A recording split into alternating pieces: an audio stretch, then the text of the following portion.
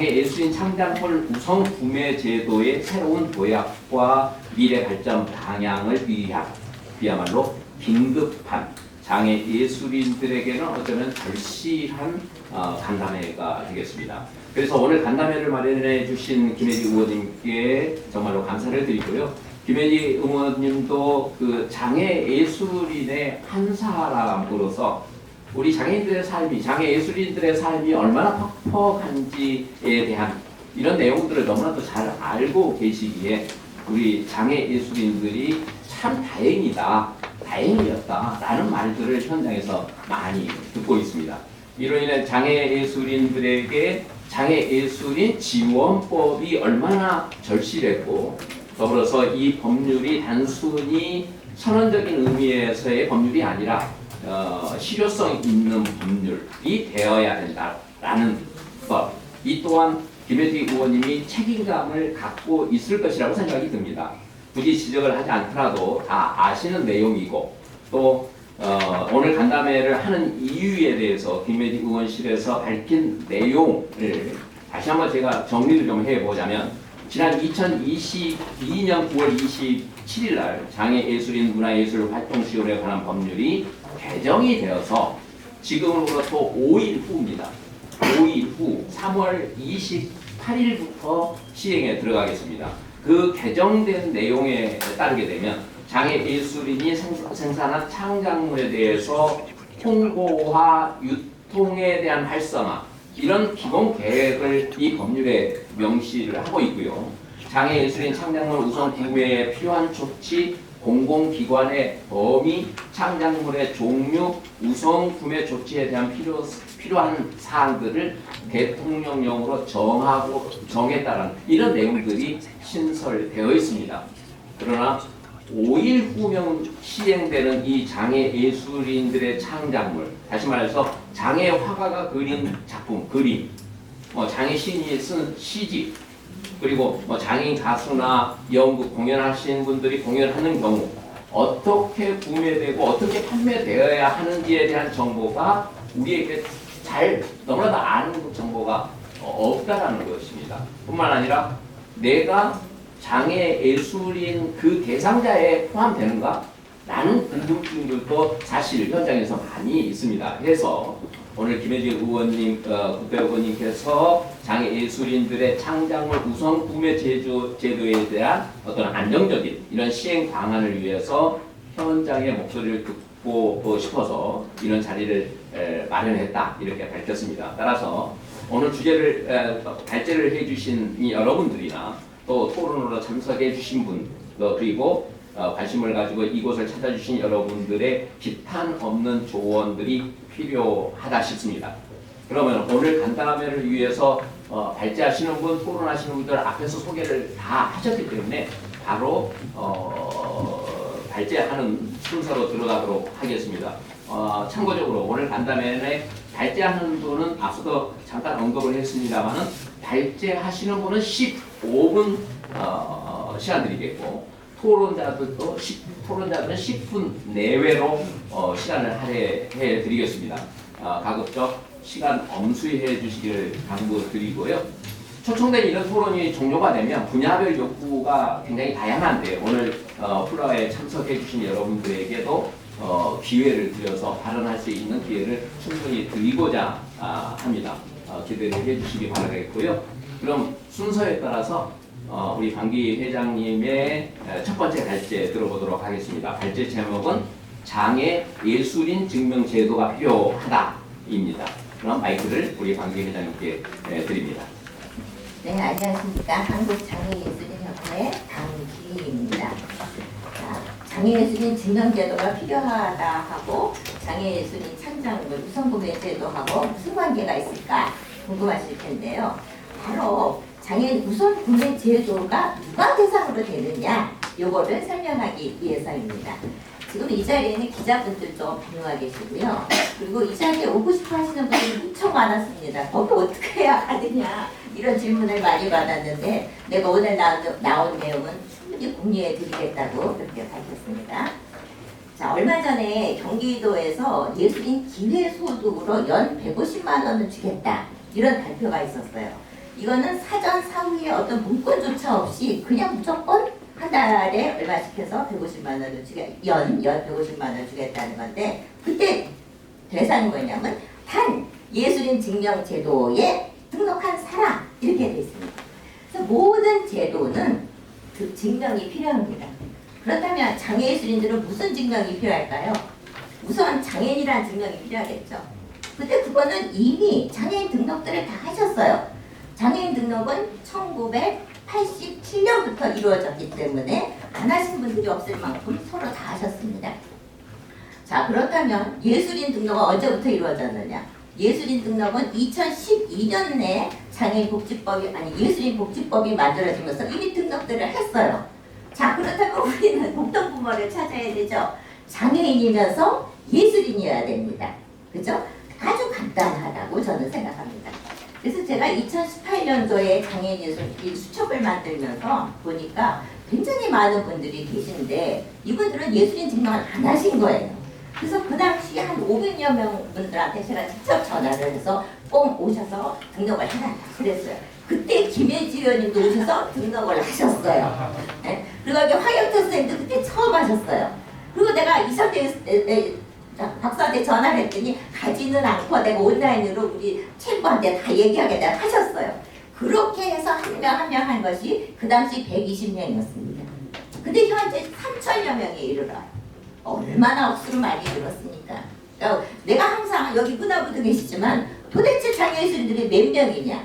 누가 장애예술이냐? 그래서 저한테 막 공격을 합니다. 맞죠? 공격하셨었죠? 하지만 우리는 충분히 많은 분들이 이미 장애예술인으로 활동을 하고 있다는 겁니다. 앞으로 우리는 무궁무진한 많은 제도가 이루어질 것입니다. 그 제도들을 대항해서 장애예술인 대비해서 장애예술인 증명제도가 너무나도 필요하다는 것입니다. 뭐 장애예술인의 정의 뭐 이런 거는 다 그냥 일반적으로 내가 증명하기 위해서 만들어 놓은 것이니까 나중에 보시면 알겠고요. 그러면 장애예술인 증명제도는 어떻게 할 것인가를 잠시만 설명해 드리겠습니다. 저는 일반 예술인 증명제도에다가 우리의 현실에 맞는 것을 조금만 보완하면은 아주 쉽게 예술인 증명제도를 만들 수 있다고 생각합니다. 그래서 일반 예술인 증명제도는 3년, 5년 이렇게 하고 뭐 5편 이런 식으로 돼 있거든요. 그리고 그 이제 수입으로 할 때는 1년에 120만 원 이런 식으로 돼 있습니다. 근데 우리는 여기다가 살짝 5년 하려면 너무 멀어요. 지금 우리 예술인들 가운데에는 5년의 기간을 아직 갖고 있지 않으신 분들도 있습니다. 그래서 한 3년 정도로 하고 수입도 120만 원 하기 너무 어렵습니다. 시 같은 경우는 한 편 쓰면 2만 원뿐이 안 줘요. 그런데 어느 천년에 120만 원을 모을 수가 있겠습니까? 그래서 한 90만 원. 근데 이것도 문학 쪽에서는 굉장히 어려움이 있습니다.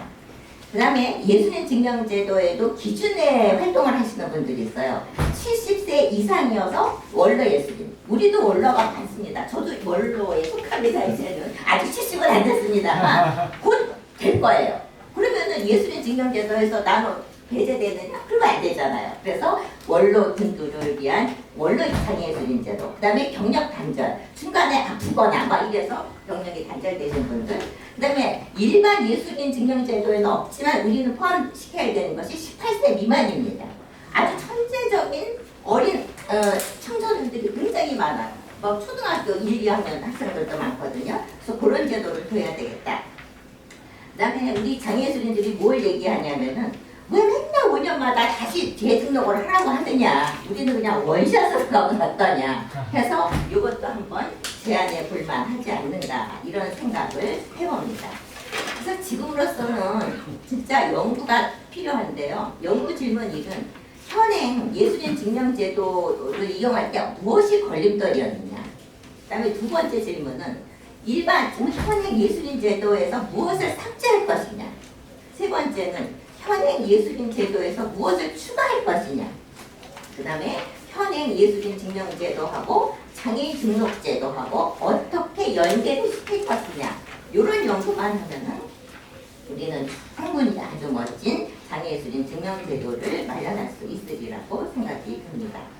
자, 끝으로 저는 기대하지 않습니다. 다른 분들한테 기회를 드려야 되니까 저는 뭐 얘기할 기회가 많으니까 끝으로 제안 한마디를 하겠습니다.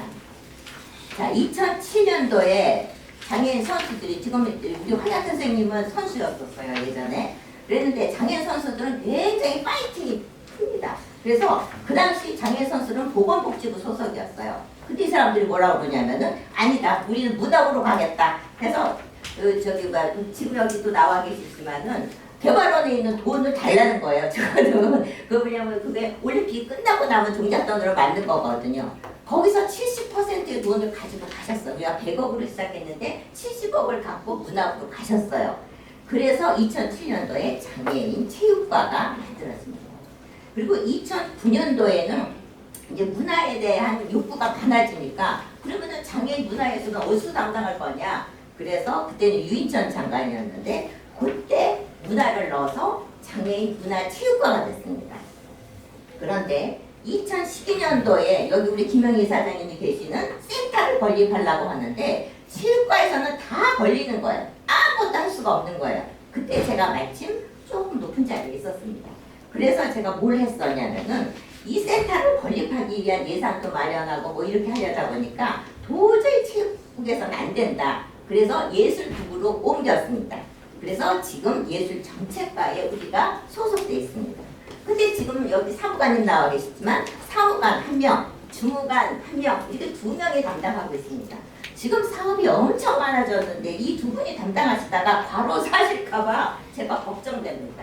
이런 마당에 우리는 장애인 문화예술과를 만들어야 됩니다. 그래서 항상 그 얘기를 하고 다니면 회장님 그 다음에 말씀하시고요. 그 얘기는 지금 하시면 안 되고요. 근데 여기 내 맘대로 해도 되니까 지금 말씀을 드렸는데 과가 어렵다면 팀이라도 한 5명 구성으로 팀이라도 만들어야지. 그렇지 않으면 지금 여기 이웃센터가 너무 바쁩니다.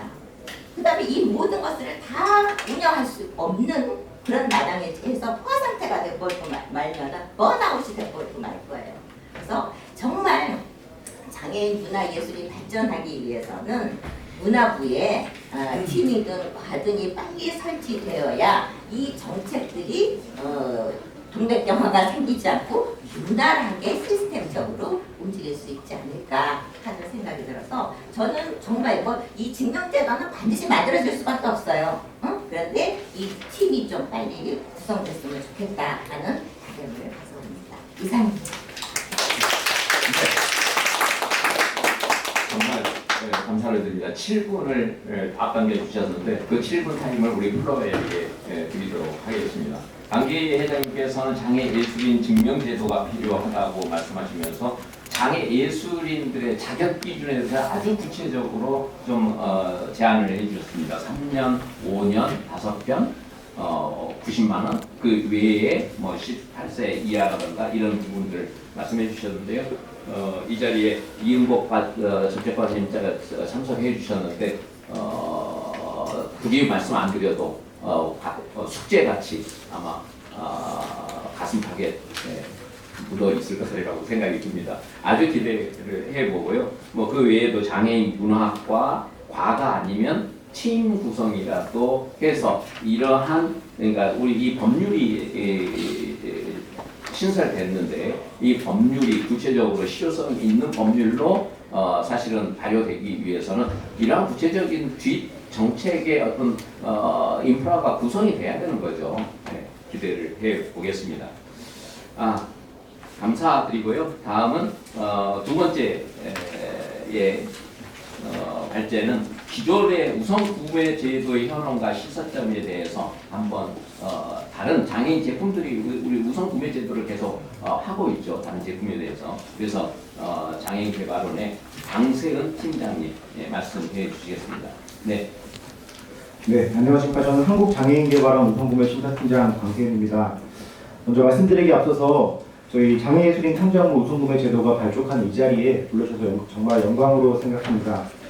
저는 저희 중증장애인 생산품 우선구매 특별법에 대해서 제도에 대해서 먼저 말씀을 드리고 그리고 저희 제도의 시사점 그리고 좀 발전 방향에 대해서 말씀을 드리도록 하겠습니다.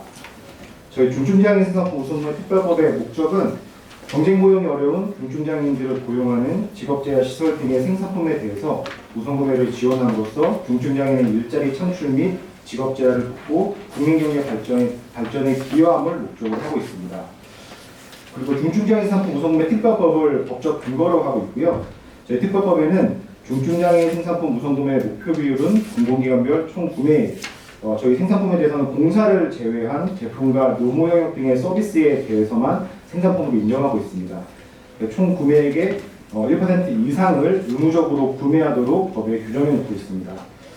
그리고 저희 생산품은 특별법에 따라서 생산시설이 수의계약으로 가능하고요. 수의계약에 대한 금액은 제한이 없이 공공기관에서 수의계약을 하실 수 있습니다.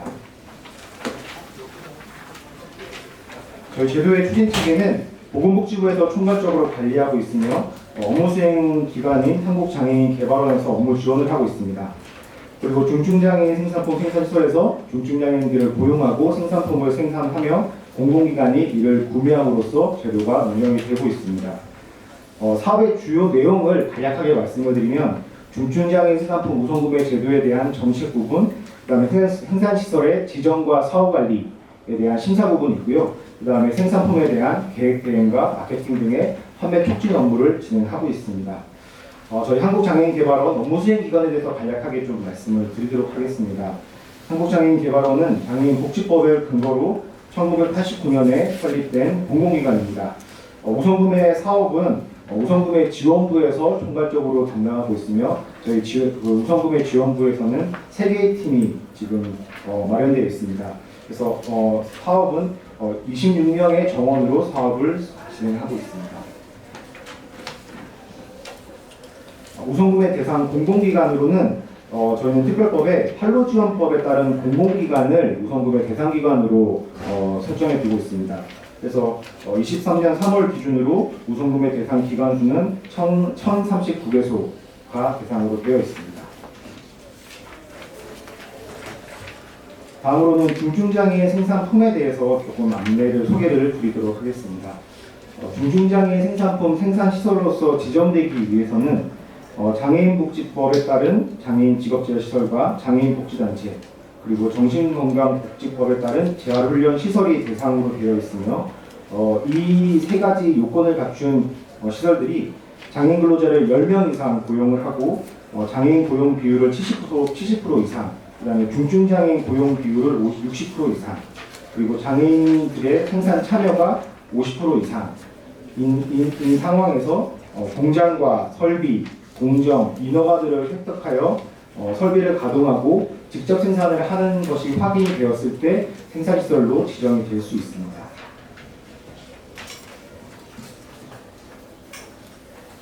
다음으로 생산품에 대해서 판매 현황을 조금 말씀을 드리면은 지금 현재 약 200여 개소, 정확하게는 198개의 생산품이 현재 지정이 되고 있고요. 21년도 실적 기준으로 배전반이나 조명기구, 인쇄물, 현수막, 그리고 사무용지, 파일류 같은 생산품들이 공공기관에서 많이 구매하고 계시고 보자기와 공예품 같은 공예 제품들도 한 해에 9억 원 가량의 매출 실적을 달성을 하고 있습니다.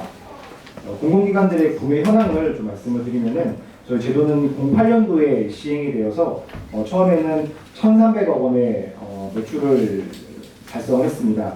21년 기준으로는 7,044억 원의 매출을 기록하고 있고 매출은 매년마다 증가를 하고 있습니다. 그리고 생산시설의 현황과 장애인 근로자에 대한 현황을 말씀을 드리면 08년도에는 66개소의 시설이 지정이 되어 이 시설에 1,900여 명의 장애인 근로자들이 근로를 하였습니다. 21년 기준으로는 대폭적으로 증가하여 722개소의 생산시설에서 13,000여 명의 장애인 근로자들이 근로를 하고 있습니다. 그 다음으로 생산품에 대한 구매 절차에 대해서 말씀을 드리도록 하겠습니다. 구매 절차에 대해서 원론적인 부분을 먼저 말씀을 드리면 수요기간에 수요가 발생하면 구매 대상 품목을 확인을 하게 됩니다. 구매 대상 품목을 확인하게 되는 이유는 당연히 여러분도 아시다시피 이 제품은 우선구매 대상이 되기 때문에 중증장애 생산품으로 지정이 되었는지 여부가 반드시 확인이 되어야 됩니다. 그 다음으로는 구매 방법을 결정하게 되고 수요기관에서 중증장애 생산품을 구매하게 됩니다. 구매 방법에 대해서 조금 더 구체적으로 말씀을 드리도록 하겠습니다. 중증장애인 생산품을 구매하는 구매 방법은 크게는 5가지가 있습니다. 5가지에 대해서 말씀을 드리면 공공기관이 생산시설과 직접 구매 계약을 체결하는 방법이 있고, 그 다음에 수의계약 대행 기간, 그러니까 저희 업무 수행 기관인 한국장애인개발원을 통해서 계약을 대행하는 방법이 있고, 판매시설을 이용해서 구매를 하는 방법이 있습니다. 그리고 공공기관이 전자조달 시스템, G2B나 S2B가 되겠죠. 전자조달 시스템을 이용해서 구매를 하는 방법이 있으며, 꿈들의 쇼핑몰을 통해서 구매를 하는 방법이 있습니다. 이 중에서 업무 수행 기관을 통해서 구매하는 방법에 대해서 조금 더 구체적으로 설명을 드리도록 하겠습니다. 수의계약 대행 기간, 한국장애인개발원을 통해서 한국장애인개발원이 구매 계약을 대행하고 있습니다. 그래서 이 절차는 수요기관이 계약 대행을 의뢰를 하면 한국장애인개발원에서는 계약 대행 의뢰를 접수를 하고 그 다음에 생산시설을 선정을 합니다. 그 다음에 생산시설과 계약을 체결하는데요. 단순해 보이는 이제 절차이긴 하지만은 구매 대행을 할 때 가장 크게 고민되는 부분은 물량 배정에 대한 부분입니다. 생산시설이 700여 개가 넘는 생산시설이 있다 보니 어떤 시설에 물량을 배분해야 될지에 대해서 가장 큰 고민을 하게 되는데요. 그래서 물량 배정에 대해서 우수한 시설, 그러니까 적격한 시설한테 물량을 배정하는 게 맞는지, 아니면은 형평에 따라서 골고루 생산시설한테 물량을 배정하는 게 맞는지, 아니면 약자를 배려해서 좀 매출이 낮은 시설한테 물량을 배정하는 게 맞는지에 대한 물량 배정에 대한 고민을 항상 가지고 있고요. 이런 물량 배정에 대한 방법으로 저희 개발원 같은 경우에는 우선 배정이라든지 입찰, 추천에 의한 계약 등의 방법들을 사용을 하고 있습니다. 네, 저희 제도에 대한 안내는 이것으로 마치도록 하고, 저희 우선구매 제도에 대한 발전 방향, 시사점, 고민 부분들에서 다시 좀 간략하게 말씀을 드리도록 하겠습니다. 중증장애인 상품송의 특별법은 2008년도에 제정되어 올해로 15주년을 맞이하였습니다. 우선구매 발전 과정은 08년도에 특별법이 제정이 되었고 11년도에는 구매 비율 1%가 제도화되었습니다. 그 다음에 15년도에는 중증장애인 생산품 우선구매 관리 시스템이 운용되도록 법 개정이 이루어졌습니다. 그 외에도 현재 많은 제도들의 발전이 지금 진행 중에 있습니다. 우선구매 제도의 두 가지 축은 일자리 창출과 직업 재활, 그리고 이를 뒷받침하는 시스템입니다. 그래서 이에 대해서 발전 방향들을 조금 제가 말씀드리도록 하겠습니다. 하나의 축인 일자리 창출에 대해서는 생산시설이 증가가 많이 되어야 됩니다. 그래서 저희 개발원에서는 매년 3차례 지정심사를 하고 있고요. 그래서 한 해 평균 180여 개소의 생산시설에 대한 심사를 진행을 하고 있습니다. 근데 이 시설들이 많이 증가가 되기 위해서는 진입장벽 완화와 불필요한 규제 제거에 대한 고민들을 하고 있고요. 실질적으로 심사기준 개정을 매년 진행하여 진입장벽을 계속해서 완화를 하고 있습니다. 다음으로는 기진입한 생산시설에 대한 추가 고용 창출에 대한 동기부여를 하는 것에 대해서 고민을 하고 있습니다. 한번 진입한 시설이 고용 창출을 계속 일으키고 있지 않은 게 지금 저희 실태조사를 통해서 나타난 결과인데요. 그래서 기진입한 시설에 대해서 저희가 3년마다 재지정을 하고 있는데, 재지정을 할 때 고용 증가나 처우 개선을 하는 시설에 대해서 가점을 주는 방향을 고민을 하고 있고, 그리고 정기적으로 고용 유지에 대해서 저희가 전수조사를 실시를 하고 있습니다. 다음으로는 이제 판매 촉진, 매출 증대에 대한 고민입니다. 수요기관에서는 계속 살 물건이 없다라고 이제 토론을 많이 하고 계십니다. 그래서 신규 품목 발굴을 진행을 하고 있는데, 수요기관과 연계하여서 신규 품목 발굴을 하고 있고, 그다음에 그 신규 품목에 대한 인큐베이팅 사업을 저희가 올해부터 진행을 하고 있습니다. 그다음에 올해 기재부에 신규 예산을 크지 않지만 3억 원을 확대해서 생산시설에 대한 설비 지원을 신규 사업으로 올해 진행할 예정이고요. 그다음에 지금까지는 우선구매 매출에 대해서 총량에 대해서 매출 증대에 대해서 저희가 이제 타겟팅을 잡고 진행을 하였다면은, 올해부터는 우선구매 비율을 미달하는 기관들에 대해서 미달을 하지 않도록 관리하는 방향, 마케팅과 교육, 인식 개선 등을 통해서 우선구매 비율 미달하는 기관들을 미달하지 않도록 하는 사업을 진행을 하도록 고민을 하고 있습니다. 그리고 아까 말씀드렸듯이 또 다른 하나의 축인 직업 재활에 대한 부분입니다. 장애인 근로자들이 직접 생산 참여를 통해서 직업 재활을 유도록 하는 게 하나의 축인데요. 저희가 108개의 생산품에 대해서 직접 생산 확인 기준을 수립을 하였고, 그다음에 사전적 예방적 사후 관리를 통해서 직접 생산 점검 강화를 계획을 하고 있습니다. 그다음에 중요한 이제 시스템에 대한 부분입니다. 저희 그 중증장애 생산품에 대해서는 우선구매 관리 시스템이 구축이 되어 있습니다.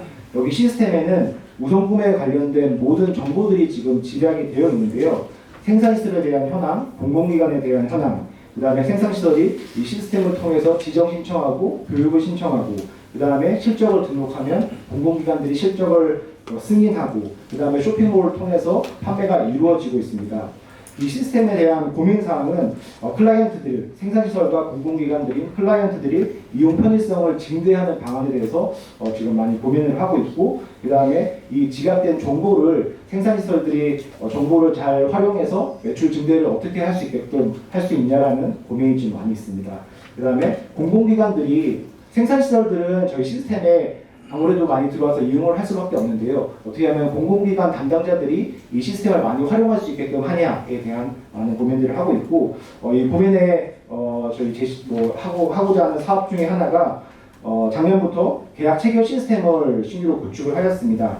그래서 공공기관 담당자들이 이 시스템을 통해서 계약 체결을 하고 즉 계약 체결을 하여서 이용 활성화하는 방안들을 고민을 하고 있습니다.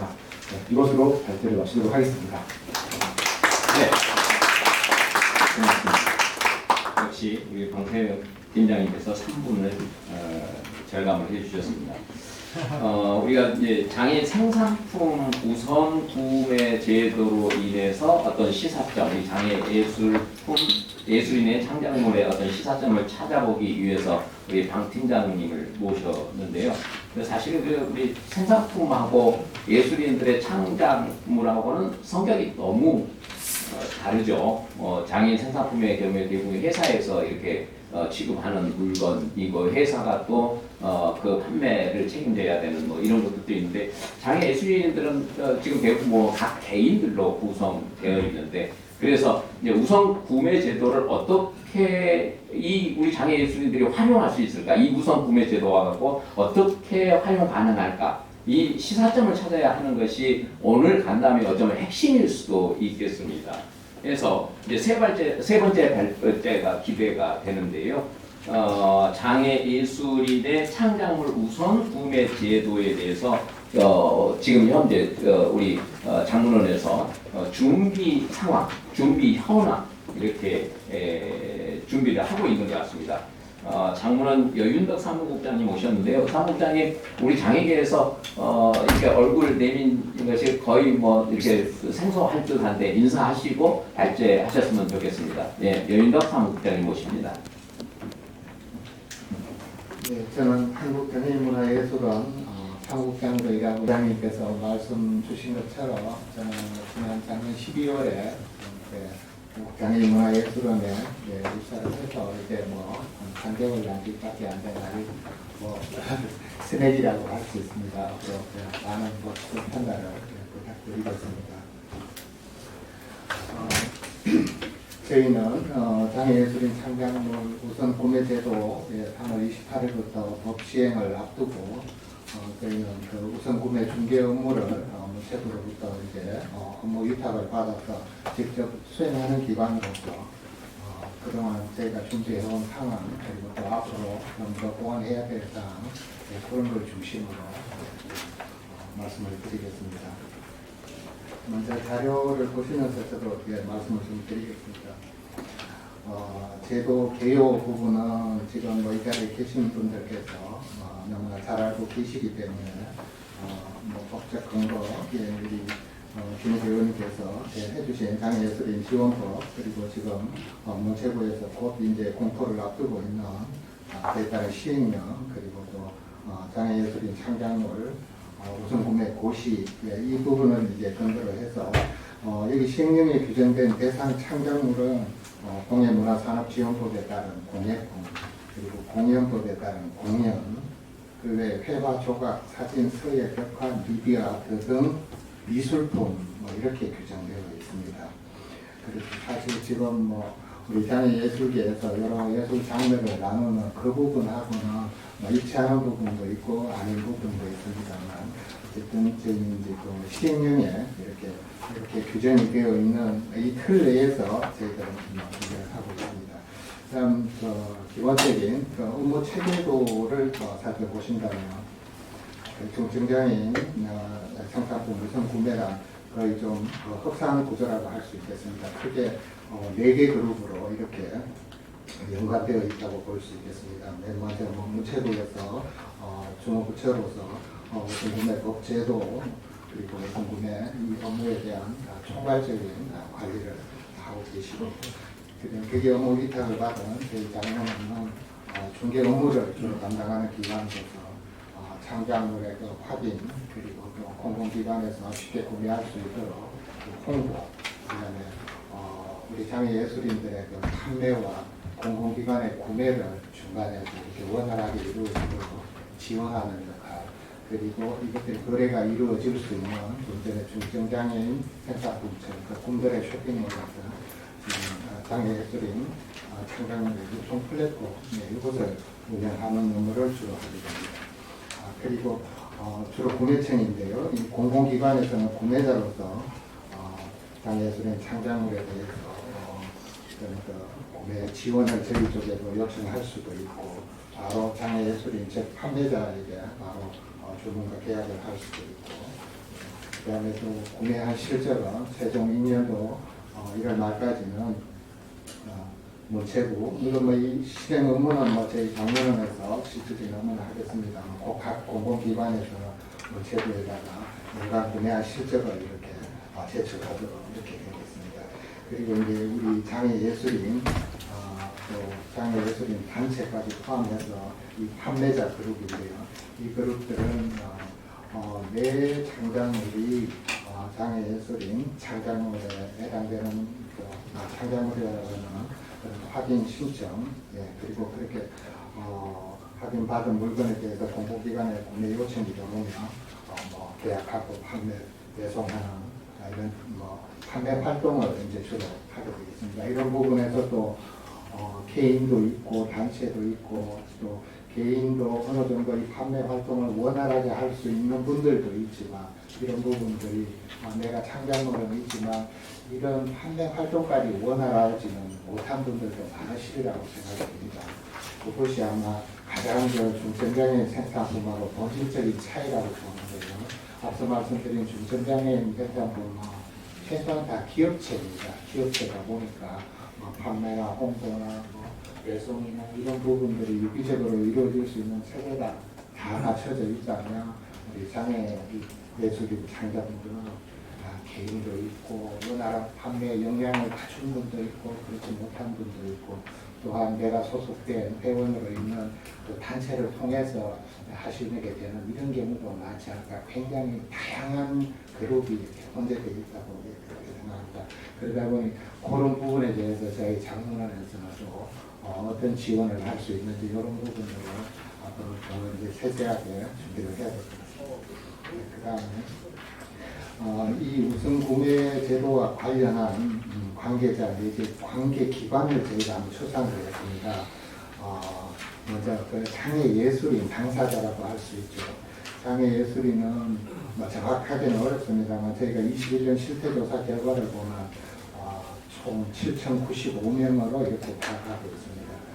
그 중에서 예술활동 전면을 받은 분은 1,781명, 퍼센트를 보면 25%, 약 4분의 1 정도는 어디에 내놔도 명확하게 장애예술인이라고 인정받을 수 있는 예술활동 전면을 갖고 계시고 나머지 75% 분들은 그런 명확한 그런 제도에 의한 그런 점을 갖고 있지 않는 분이 75%가 됩니다. 그리고 실태조사에서 이제 파악된 장애예술 단체 협회 분들이 한 223개 정도로 이렇게 파악이 됐습니다. 그리고 또 저희가 여러 용역 자료라든가 문체부에서 선행한 연구 용역 자료라든가 이런 걸 종합했을 때 지금 우선구매 대상 기관을 추산해 보면 총 약 한 850여 개 기관 정도가 됩니다. 그리고 또한 관계되는 기관은 제도운영 주무부처인 문체부가 있고요. 그 다음에 중개 업무를 수행하는 장애인 문화예술인이 있습니다. 그리고 이게 또 한 축을 담당하게 될 장애예술인 창작물위원회는 우리 신년도 고시를 통해서 전담기관 즉 장모는 내에 창작물위원회를 두도록 이렇게 되었습니다. 이 창작물위원회는 우선 구매와 관련해서 장애예술인 창작물에 해당하는지 여부를 확인하는 그런 심사에서 확인하는 그런 업무가 주된 업무가 될 것입니다. 이제 이러한 이제 관계 기관들과의 어떻게 그러면 업무 설계를 이어갈 것인가라는 부분에 대해서 저희가 그동안 좀 검토하고 좀 발전시킨 나름대로 이게 최종 완성품이라고 보기는 어렵지만 이제 최소한의 그 체계를 나름대로 이제 연구하고 구상해낸 결과입니다. 먼저 업무 절차를 살펴보시면 첫째가 그러면 무엇을 장애예술인 창작물로 인정하고 확인할 것이냐, 각자가 이것이 장애예술 창작물이다라고 주장하면 그러면 다 인정을 할 수 있는가라는 그러면 어떤 아마 굳이 따지고 보면 경우로 보면 중증장애인 생산품 시설 지정을 하는 요건에 해당하는지 아닌지 심사를 해서 인정해주는 그런 거랑 비슷한 맥락이라고 보시면 될 것 같습니다. 그래서 장애예술 당사자들이나 이런 분들이 이 공공기관을 대상으로 하는 우선 구매, 즉 장문원이나 이런 중개기관을 통하지 않고 개별적으로 여러 판매 루트를 그거는 전혀 논의 대상, 그거는 얼마든지 자유나 다만 중개 업무를 담당하는 장문원에서 이렇게 통해서 우선 구매를 저희가 이제 지원하고 공공기관에서 이 중개기관을 통해서 구매하는 여기에 해당이 되려면 본인들이 이 창작물이 장애예술인 창작물에 해당하는지 신청을 하게 되면 일단은 신청을 저희가 접수를 받아서 두 번째가 아까 말씀드린 창작물위원회에서 이 요건에 고시에 뒤에 나옵니다만 구체적으로 장애예술 창작물에 대한 그 요건 기준이 자세한 기준이 나와 있습니다. 그 기준에 부합하는지 여부를 심사해서 그렇게 장애예술인 창작물로 확인을 받으면 그것을 장로는 저희 내에서는 우선구매 지원센터를 이렇게 구성을 하고 또 홈페이지상에도 이 센터를 운영을 할 겁니다. 거기에 이렇게 이제 게시를 하고 홍보를 합니다. 그러면 이제 공공기관에서는 그 게시물에 나와 있는 그 창작물들을 골라서 자신들이 필요로 하는 그 창작물에 대해서 이제 구매 또는 계약 신청을 하고, 그 다음에 장애예술인들, 즉 이 판매자들은 해당 기관에 계약과 또 납품 이런 것들을 이제 하는 이렇게 한 5가지 절차 정도를 가장 뼈대로 하고 있습니다. 그리고 이 5가지에 대해서 조금만 최대한 간단하게 보겠습니다. 맨 먼저 창작물 확인 신청은 장애예술인 또는 장애예술인 단체협회가 전담기관에 자신의 창작물이 장애예술인 창작물에 해당한지 확인해 줄 것을 증빙자료를 첨부해서 이렇게 신청을 합니다.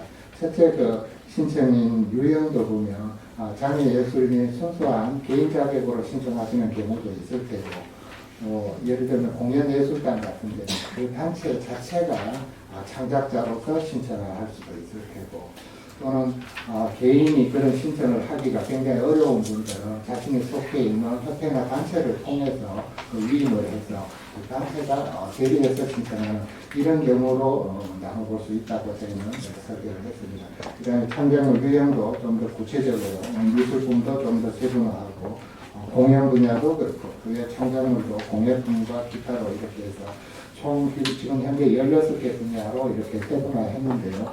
마지막 그 고시안이 어떻게 이제 최종 확정되느냐에 따라서 이거는 좀 조절을 할 수 있는 부분인데 기본 틀이 이런 정도로 하고 있다는 말씀드리고 그 다음에 자신이 판매하고자 하는 그 창작물에 대한 최소한의 소개, 작품명, 작가, 생산년도, 가격 이런 것들을 신청하실 때 이렇게 제시를 하시고 그 다음에 내가 장애예술인에 해당된다라는 그런 캠핑 자료를 전부해서 하시면 다음 두 번째로 이제 창작물 위원회에서 장애예술인 창작물 기준에 해당하는지 그 고시에 있는 6가지 항목에 부합하는지 여부를 심사를 해서 창작물 확인을 받게 됩니다.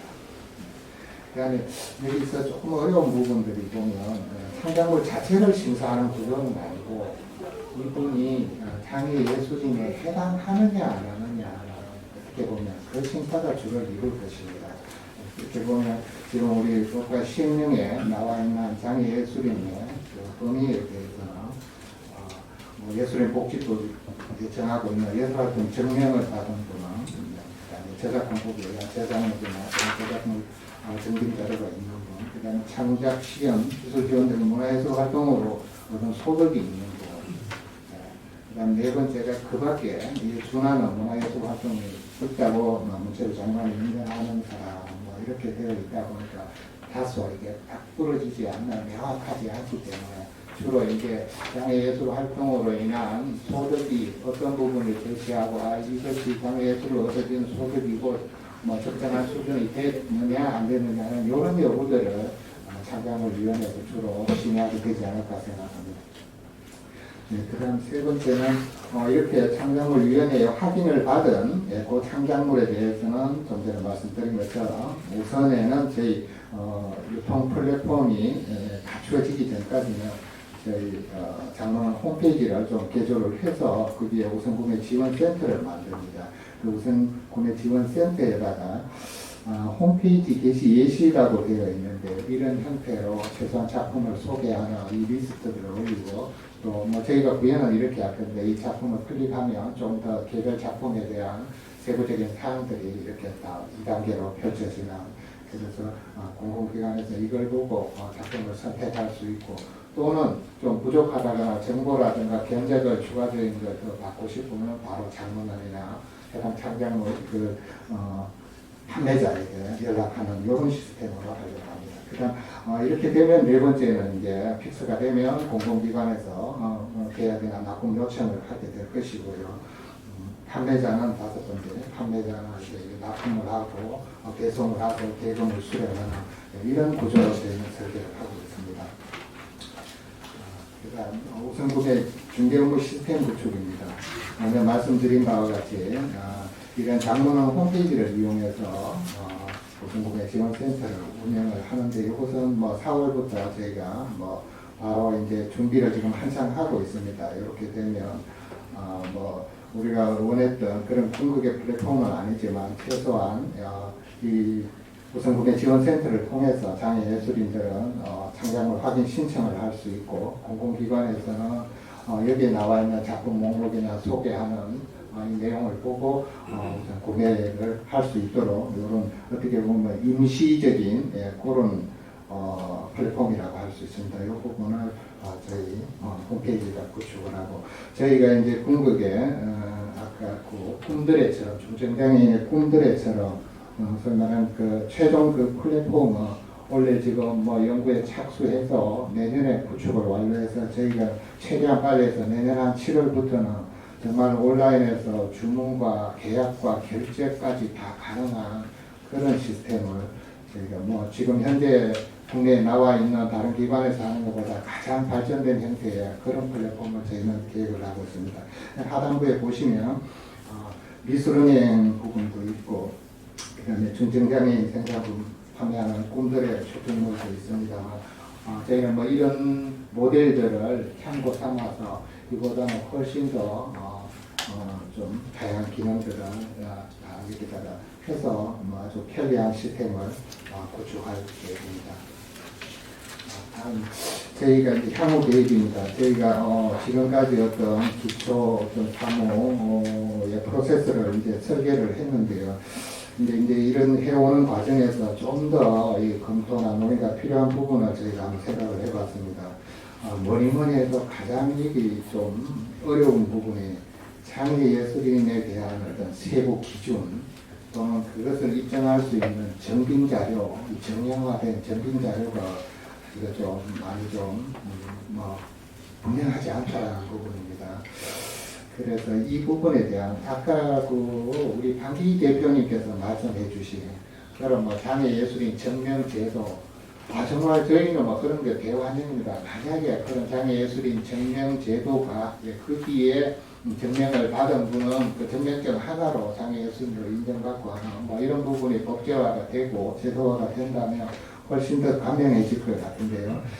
좀 전에 살펴본 것처럼 전체 한 7,500명 중에 그 예술인 정명 시스템에 등록되어 있는 건 25%밖에 안 되고 나머지 분들은 3년도는 3,000명이니까 조금 오류가 있습니다. 네, 이제 나머지 분들은 나도 장애예술 활동을 한다라고 소득이 있다라고 주장을 하고 그러면 어떤 증빙 자료를 딱 부러지게 예를 들면 근로소득 원천 징수부라든가 소득과 증명을이라든가 이런 부분은 명쾌하니까 되겠습니다만 그러면 과연 얼마 이상을 소득으로 인정해 줄 것인가 하는 부분 또 그렇게 명확하지 않는 소득 또 어디 협연이나 이런 거 한 실적 이런 부분은 어느 정도까지 인정해 줄 수 있느냐 이런 부분들 세부 기준들이 아직 명확하지 않기 때문에 이런 부분들을 앞으로 우리 현장 장애예술인 그리고 이 장애예술계 전문가 이런 분들로 창작물위원회를 잘 구성해서 그분들께서 굉장히 합리적이고 공감할 수 있는 그런 형태의 기준과 이렇게 심사를 하는 것이 가장 또 관건이 아닐까 그런 생각을 합니다. 그다음 또 한 가지는 장애예술인 단체에 대해서 사실은 이 부분도 어떤 우리가 법령이나 고시나 이런 부분에 명확한 기준이 없습니다. 저희가 이제 장문원에서 장애예술인 예술단체 지원 사업을 기준으로 본다면 그 단체의 대표가 장애예술인이거나 그 회원의 3분의 1 이상이 장애인인 경우를 저희가 통상 장애예술인 단체로 인정하고 있는 부분이 있습니다만 그래서 이런 부분에 대해서도 조금 제도화된 부분은 아니다. 그런 부분이 있고 그 다음에 시간이 거의 다 돼가 안 되죠. 시간이 3분 오버가 됐습니다. 그렇습니까? 네. 네. 그래서 앞으로 이런 부분에 대해서는 조금 저희가 세부적인 검토도 문제를 고시를 안을 확정할 때까지 좀 같이 협의를 해서 저희가 세부적인 사항들을 잘 설계해 나가겠습니다. 네. 감사합니다. 네. 앞서 방세현 팀장님께서 3분 이렇게 할애 이쪽 옆으로 센터링 해주셨다고 생각을 하고요. 또 저희가 너무나도 궁금한 점들이 여기에 충분히 들을 수 있는 내용이었다고 생각합니다.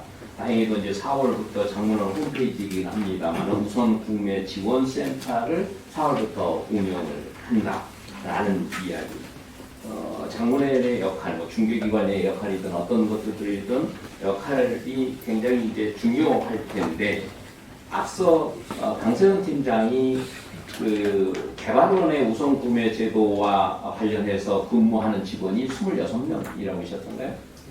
네, 그렇죠. 26명이 근무를 하고 있는데 우리 그러면 장문원에서는 이와 같이 우선 구매와 관련해서 이 지원 인력들이 이 지원 제도를 담당할 지원 인력들이 얼만큼 준비되어질지 여부도 상당히 궁금한데 어쨌든 우리 문체부에서 정책관님 참여해 주셨으니까 이따가 한번 이런 내용의 발언 내용도 제가 질문 안 해도 한번 질문을 이런 지원 플랜, 그러니까 인력 확보를 위한 이런 방안, 장문원의 인원이 필요하지 않겠습니까? 그러면 이제 인건비라던가 이런 지원이 있어야 또 구성원들이, 직원들이 필요할 것이고, 이 법을 정말로 우리가 법 만들어 놓고 예전에 우리 장애인복지법부터 시작해서 장애인 고용촉진법 여러 법들이 지금 20여 개의 장애인 개별 법들이 있습니다만은 그냥 명문화만 되어 있고 실효성이 없는 것들로 출발하는 경우들이 굉장히 많이 있었는데 이런 경우를 답습하지 않기 위해서는 이런 예산 확보가 절실하다 이렇게 보여지는데 이따가 토론 말미에 한번 우리 문체부의 정책관님의 말씀도 들어보는 시간을 가졌으면 좋겠습니다.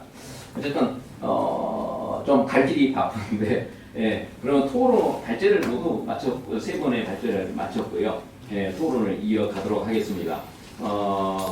문학 분야에 대해서 우리 설미 시인께서 예, 말씀을 해주시겠습니다. 자, 마이크를 받아주시기 바랍니다. 네, 안녕하세요. 저기 시인 설미입니다. 먼저 이 자리에 장애인 문화진으로 수업을 받게 되어 영광으로 생각합니다. 제가 문화 창작 우선 구매에 대해서 사례를 얘기하기 전에 먼저 좀 질문 하나 드려도 될까요? 사무국장님, 다른 거는 공예품, 공연, 미술품 다 시행이 다 되는데 왜 장애 문학에 대해서는 전혀 언급이 없으신지 그게 대해서 궁금하거든요. 그 차후 앞으로 어떻게 될 것인지 거기에 대해서 제가 알고 싶습니다. 근데 그거는 지금 사무장님 탓이 아니라 네. 시행령과 시행령 문제이기 때문에 그 나중에 문화부에서 답변하셔야 돼요. 네. 그러면 네, 네. 제가 제 의견을 말씀드리겠습니다. 예, 예, 예. 네. 제가 이 자리가 처음이다 보니까 아니, 자, 좋은 질문이었어요. 네, 감사합니다. 네. 장애인 문화 창작 우선 구매를 하기 위해서 제 의견을 나름대로 말씀드리겠습니다. 장애인 작가 도서를 접할 수 있는 장이 진짜 없잖아요. 그래서 저는 나름 제가 생각했는데요. 장애 문학인 북카페를 각각의 행정부나 자치자치에서 운영을 해주시면 좋겠다는 생각을 했습니다. 문학은 독자의 호감도가 높아야 하는데 장애인 작가가 쓴 도서를 접할 수 있는 매체가 솔직히 우리 사장님 운영하시는 그런 온라인이나 그런 데서만 접하지 오프라인에서는 전혀 공개가 되지 않고 있습니다. 그래서 비장애인과 선후배 장애 문학인이 무료하다 보면 소재도 찾아내고 그 다음에 집필을 하기 위한 동기부여도 생기고 더불어 작품성도 아주 우수해질 거다라는 생각했습니다. 제가 어느 자리가 있어서 예. 그리고 또한 그 공간이 문화행사 및 장애인 작가의 집필실 역할도 할 수 있을 것이라 저는 나름 생각했습니다. 또한 선후배 장애인들이 모여서 작가들이 동인지 발견도 하고 그러다 보면 지금 우리 한시대 장애 문학이 정말 작가들이 굉장히 힘든 이 단계를 밟고 있는데요. 장애인 문학 북카페라도 각 문화지자체 한 곳이라도 있으면 그곳에 모여서 같이 마음을 이렇게 토론을 하면서 정말 대중적으로 또 탄탄한 자리를 잡을 수 있는 장이 되지 않을까라는 생각을 했습니다. 감사합니다. 네. 고맙습니다. 상혜희 시인께서 본격적으로 토론에 본인의 의견을 제시하기 전에 질문부터 이렇게 주셨는데 사실은 그야말로 문학 분야에서 활동하시는 우리 장애 문학인들의 원초적인 질문이었다. 또 이 법에서 가장 사각지대에 놓여 있는 내용이 아닌가라는 생각도 더불어서 저도 가지고 있습니다. 그래서 이 부분은 토론이다가 또 함께 이야기를 나눠 주었으면 좋겠다라는 생각을 합니다. 두 번째로 토론에 해주실 분입니다. 발달장애 화가 자녀를 둔 우리 김은정 박사님께서 우리 미술 분야 쪽에서 말씀을 해 주시겠습니다. 반갑습니다. 제한 시간 10분을 위해서 열심히 달려보겠습니다. 네. 저는 자폐성 발달장애가 있는 아들을 키우고 있습니다. 지금 그 아들은 미술작가로 활동 중인데요. 거의 한 10년째 정도 활동을 이어가고 있는 것 같습니다. 제가 아들처럼 미술작가로 활동 중인 여러 장애 작가님들과 같이 전시 활동을 하면서 창작과 전시 그리고 판매까지의 과정들이 얼마나 노고가 큰 작업인지 알게 되었습니다. 알고 보니 화가는 그림만 그리는 사람들이 아니더라고요. 육체노동까지 같이 겸비한 중노동의 전업 직업인 줄 알게 되었습니다. 오늘은 장애예술인 문화예술지원법에 신설된 장애예술인 창작물 우선구매 제도에 관한 시행방안의 방향과 방법에 대하여 그동안 제 생각과 경험을 바탕으로 말씀을 드리겠습니다. 먼저 어떻게 하면 장애미술인의 미술 창작물 우선구매 제도가 활성화될 수 있는지, 어떻게 하면 국가와 지방자치단체와 공공기관 등에서 적극적으로 수행하는 시스템이 될 수 있는지에 대해 현실의 문제점을 짚어보고 방안이 무엇일까 살펴보겠습니다. 첫째, 현재 미술 분야에 편향된 장르의 균형이 필요하다고 생각합니다. 미술 분야는 서양화, 동양화, 조각, 사진, 서예, 판화, 벽화, 미디어 아트 등의 미술 장르로 명시되어 있습니다. 현재 서양화가 주를 이루는 회화 쪽으로 활성화가 된 지금의 미술 시장을 다양한 장르로 확장시킬 수 있는 장치가 필요하다고 생각합니다. 둘째로는 장애 유형별에 따른 편향된 관심과 지원의 균형이 필요합니다. 요즘 창작이나 전시 지원에 대한 형태를 보면 발달장애 작가들 쪽으로 많이 관심이 치우치는 경향이 있습니다.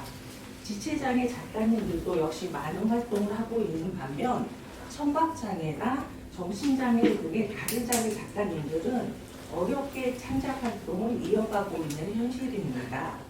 물론 장애 특징이 독특한 그림으로 발현되는 그림순에 따라 미술 애호가들의 호불호는 갈리긴 하지만 제도적인 기회 균등은 필요하다고 생각합니다.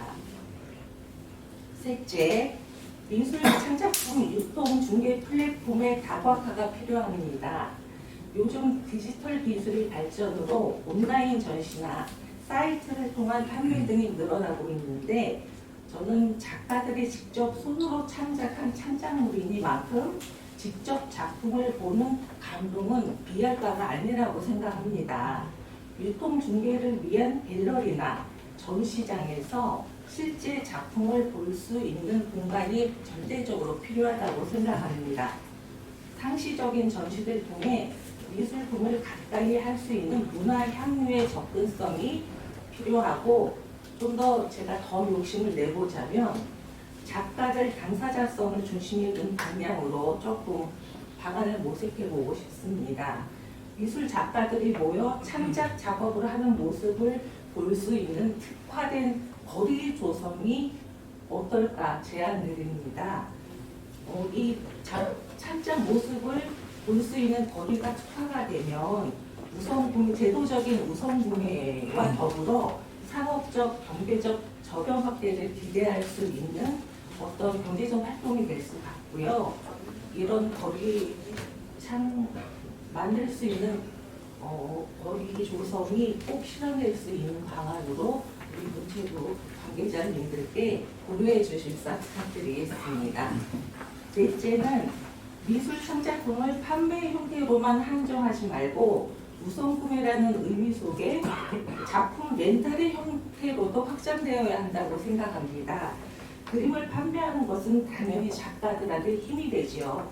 근데 판매뿐만이 아니라 공공기관들의 로비나 행사장, 회의실 같은데 렌탈 전시하는 방법도 포함시켜서 공공기관의 우선 구매 의지를 활성화시키고 선택의 폭을 넓히는 것도 중요할 것 같습니다.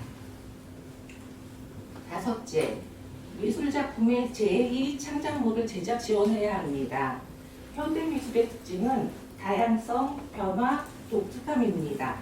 손그림의 그림을 디지털의 기술로 요즘은 NFT 시장으로도 많이 활성화되고 있습니다. 그리고 일상용품의 그림을 입혀 상품으로 제작하는 아트 펜시 상품도 많이 시도되고 있습니다. 이때 아트 상품을 제작하는 과정에서 저는 이미 시행되고 있는 중증 장애인 생산품 우선 구매 제도와도 연결될 수 있는 윈윈 효과도 기대해 볼 수 있다고 생각합니다. 기관에서 필요한 사무용품이나 판촉물 제작의 미술작가의 작품을 선택해서 사용할 수 있는 방법도 우선 구매 제도 안에 포함이 되면 제2창작물로서 훌륭한 예술활동 지원이 될 것이라고 믿습니다. 여섯째, 창작물에 대한 가격 기준이 확립되어야 합니다. 현재 미술품의 가격은 작가가 정합니다. 작품에 사용한 재료나 창작에 걸린 시간, 작품 크기, 작가 프로필 지명도 등에 따라 여러 층이 있는데 이것이 제도 속으로 유통중개 형태가 된다면 적정 가격의 기준이 필요하다고 생각합니다. 물론 작가가 동의할 수 있는 기준이 되어야겠지요. 마지막으로 유통 플랫폼의 운영에 있어서 균형과 기획 등의 기준선이 마련되어야 합니다. 미술 창작품의 구매나 렌탈을 결정하는 것은 구매자입니다만 예술가를 지원한다는 취지의 우선구매 제도는 작가별, 작품별 균형이 필요하다고 생각합니다. 예를 들어 판매가 된 작품의 작가는 일정 기간을 두어 다른 작가에게 기회를 주거나 작품이 플랫폼에 게시되는 기간이 정해지거나 작가당 몇 작품을 올릴 것인가 등에 대한 매뉴얼이 정확해야 한다고 생각합니다. 그리고 판매 시 대금 결제 방법도 제가 그동안 전시 활동을 이어오면서 들은 문의가 물론 일시불이 대부분의 형태로 이루어지지만 워낙 미술품은 고가인 경우가 많기 때문에 할부 구매 안 되나요? 라는 문의를 받은 적이 있습니다. 그러니까 그 할부 제도도 우리가 조금 감안할 수 있으면 도입을 해보는 것도 미술 시장에 좋은 어떤 판례가 될 수 있을 것 같습니다. 아니 카드 결제는 할 거 되지 않습니까? 근데 보통 일시불을 많이 하고요. 아, 카드 네. 결제의 경우는 거기 현찰을 많이 이용을 하고 카드는 잘 안 하는 경우가 있고요. 할부는 많이 힘들어합니다. 작가들 사이에서도. 왜냐하면 작가들은 개인 사업자이기 때문에 그 카드 이렇게 체크하는 게 조금 힘든 경우도 있거든요. 제가 말씀드린 건 여기까지고요. 장애예술인 창작 우선구매 제도를 통해 장애예술인에게 창작이 활성화되고 생활 안정과 경제적 자립의 기반이 마련될 것입니다. 그렇게 되었을 때 우선구매 제도는 장애예술인의 창작의 권리를 보장할 뿐만이 아니라 예술인의 삶의 질을 향상을 위한 폐업 매니지먼트로도 확대될 중요한 기반이 될 수 있다고 믿습니다. 감사합니다. 시간이 되었나요? 네, 2분 감축해 주셨습니다. 네, 감사합니다. 장애예술인의 창작물 중에 그래도 미술 분야는 우리 장애예술인 분야, 이 창작물이라고 하는 것에 가장 도드라지고, 그죠? 또 연상하기 쉬운 이런 분야여서 저는 아마 또 다른 분야에 비해서는 좀 도드라졌다 이렇게 생각이 됩니다. 네, 다음은 음악 부분인데요. 세 번째 음악 부분으로 우리 이상재 나사렛대 교수님 모시겠습니다. 이상재 교수님. 네.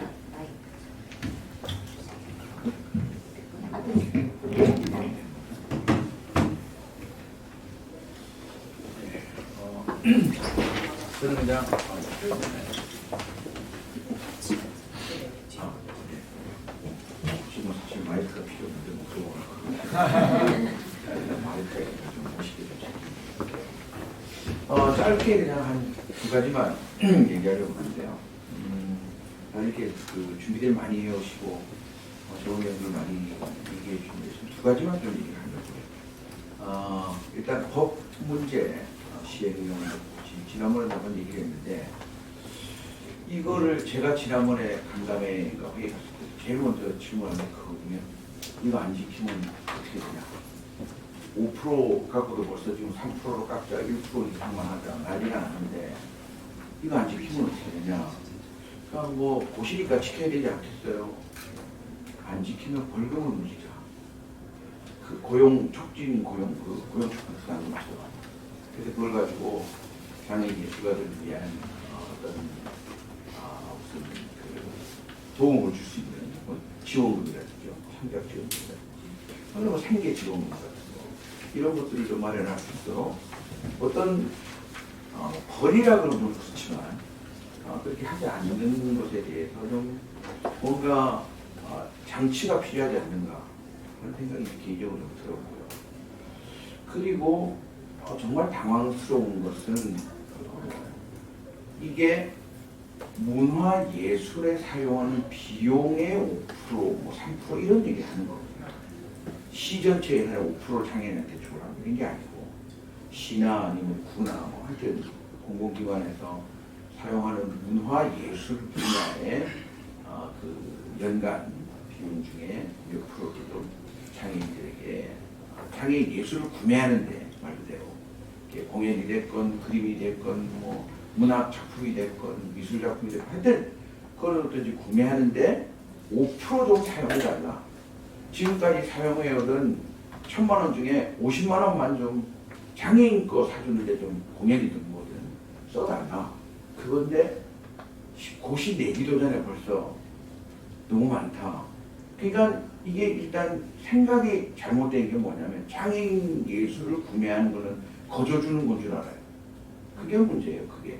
그러니까 뭐냐면 사실은 이거는 이제 장문환에 좀 부탁드리고 싶은 얘기이기도 한데 장애 예술이 갖는 가치 그것이 그러니까 어느 무대에서 장애 예술인이 공연하거나 장애 예술인의 작품을 읽을 때 장애 예술인의 그림을 볼 때 조각을 볼 때 사람들이 비장애인의 예술 작품에서 느끼지 못하는 어떤 색다른 감동 장애인 예술에서 예술이 아니면 절대 줄 수 없는 어떤 그런 특별함 이런 것들을 완전히 무시하고 그냥 돈을 5% 거기다 써야 된다는 거에 대해서만 이렇게 벌써 기가 질려하고 힘들어하고 이런 느낌이 들어요. 그래서 장애인 예술을 구매하는 것이 장애인에게 어디다 써야 될 돈 5%를 그냥 주는 일이 아니라 그 예술을 함부로 확정됐대. 3% 참 너무 적은데 한 50% 하고 싶은데. 근데 장애 예술인한테 그냥 이렇게 주는 너무 힘들다 그러니까 3% 정도 줘야 되겠다. 이런 사고방식 자체가 너무 큰 문제가 있고 장애 예술이 갖는 가치가 얼만큼 큰지 그리고 그것이 비장애인 예술과 다르게 얼만큼 큰 사회적으로 변화와 정말 사회가 아름다워지고 서로 이해하고 배려하고 화합하고 소통하고 정말 이 사회가 성숙해지고 나라가 발전할 수 있는 그런 일인데 여기를 좀 잘 될 수 있도록 법적으로든 아니면 우리 장애인문화예술원에서 지원해 주는 것이든 어떤 가치 확산 아니면 어떤 이 우수성에 대한 홍보 이런 것들을 좀 적극적으로 해주시면 3% 아니라 또 장애인 예술인들 불러가지고 공연했더니 직원들이 자꾸 또 올라다녀요. 30%도 되고 50%도 될 거예요. 그렇게 될수록 좀 저도 열심히 노력하겠지만 많이들 해주시기 바랍니다. 이상입니다.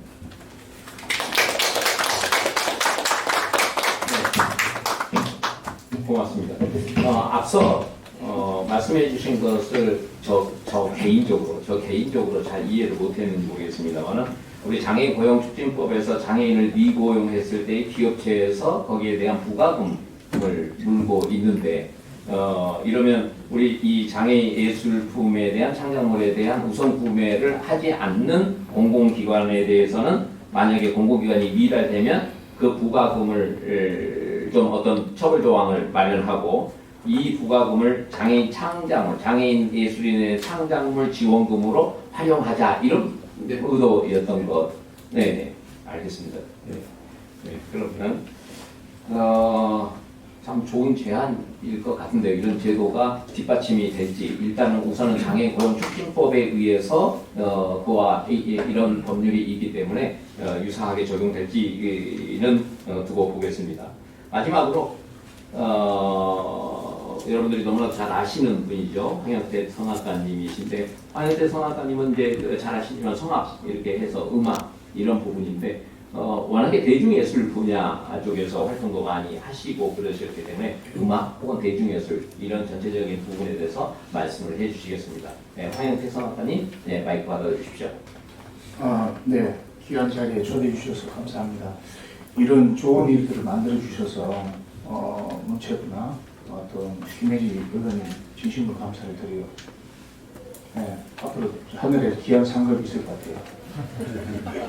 예, 저는 이게 말씀드리기 앞서서 제 소개를 간단히 좀 하도록 하겠습니다. 저는 성악가라고 이렇게 많이들 알고 계시는데 성악가로 활동하면서 옆에 이상재 교수님도 계시지만 하면서 방금 말씀하신 것처럼 아직도 예술을 이렇게 복지로 생각하고 있다는 거. 벌써 장애인 스포츠도 이제 복지를 벗어나서 이제는 스포츠의 이제 매력을 느끼고 감동을 느끼고 극한 어떤 메커니즘을 느낄 만큼의 어떤 그 수준에 올라가 있는데 이런 관점에서 좀 더 나은 제도를 만들고 일을 해야 되겠다는 사명감을 가지고 사실상 저는 생각을 하면서 예술 경영 석사를 마치고 이제 예술 경영 행정을 이제 마치고 이제 논문 과정에 있습니다. 이런 고민을 하는 것은 우리가 복지 차원에서 나라 돈을 받고 쓰고 이런 차원이 아니라 보다 나은 삶의 질을 높이자라는 거예요. 장애인, 비장애인 이거 언제 이야기인데 아직도 한국에서 이런 걸 이야기하고 있는지 모르겠어요. 네? 그래서 이런 부분들을 좀 인식이 개선이 완전히 필요할 것 같고요. 그래서 저는 이런 것을 위해서 좀 공부를 이제 시작을 했고 앞으로 이런 일을 좀 열심히 좀 감당하려고 합니다. 제가 이제 말씀드리고 싶은 것은 네 가지 관점에서 이제 말씀을 좀 드리고 싶습니다.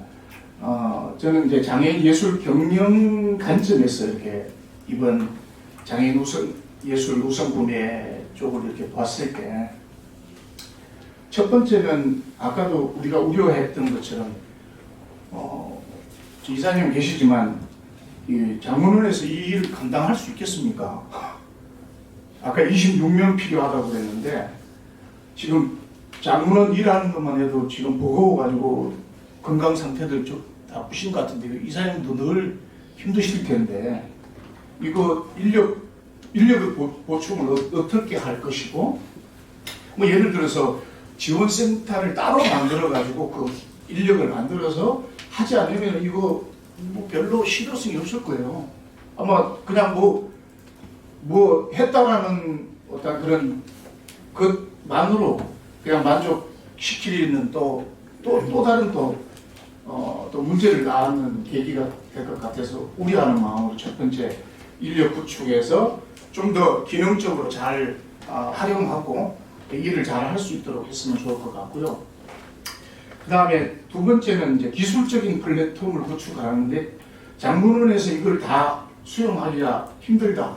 지원센터를 만들어서 하지만 좀 더 확대를 해서 문체부에서 지금 기존의 공공 이제 시설 기관들, 회관들 아니겠습니까? 문화예술 회관들의 어떤 그런 플랫폼을 좀 이용해서 조금 시스템을 구축을 해서 그쪽도 비장애인 쪽에서도 같이 이렇게 활용을 했으면 어떨까라는 생각을 해봤습니다. 그리고 세 번째는 이제 세계화 시대에 발맞추어 가지고 기술적인 언어상 이제 웹사이트를 운영해야 되지 않을까. 한국에서만 보는 게 아니라 영어도 보고 지금 시각장애인들도 웹사이트를 들어가서 이렇게 지원을 받을 수 있도록 장애인들의 접근성에 대해서 좀 더 고민을 해야 되지 않을까라는 생각을 해봅니다. 그래야 어쨌든 홍보라든지 마케팅 부분에서 좀 더 확대가 되지 않을까 그런 생각을 해봅니다. 마지막으로는 이거를 이제 하되 지속적으로 업데이트를 해야 될 터인데 이 업데이트를 하는 데 있어서의 대중이 요구하는 장애인의 예술품을 요구하는 그들이 뭘 원하는지 니즈를 찾아가지고 플랫폼을 잘 업데이트 시키는 것 이게 중요하지 않을까 그렇게 생각합니다. 그리고 마지막으로 이렇게 장애인 문화예술 발전을 위해서 소개해 주신 모든 분들에게 진심으로 이 자리를 빌어서 감사를 드립니다. 고맙습니다. 네, 고맙습니다. 황혜택 선생님께서 장애예술품 지원을 위한 인력 구조가 미흡하다. 그래서 매우 우려스럽다.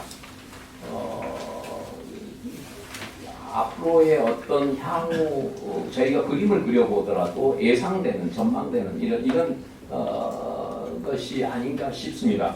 그래서 좀 바라는 데는 우리 김혜지 의원님 여기 계시고 김혜지 의원님이 이런 시간을 만드셨고 그래서 과연 이런 문제들이 계속 발생되고 개선이 되지 않는다고 한다면 국정감사에서 김혜지 의원님이 가만히 있지는 않겠죠.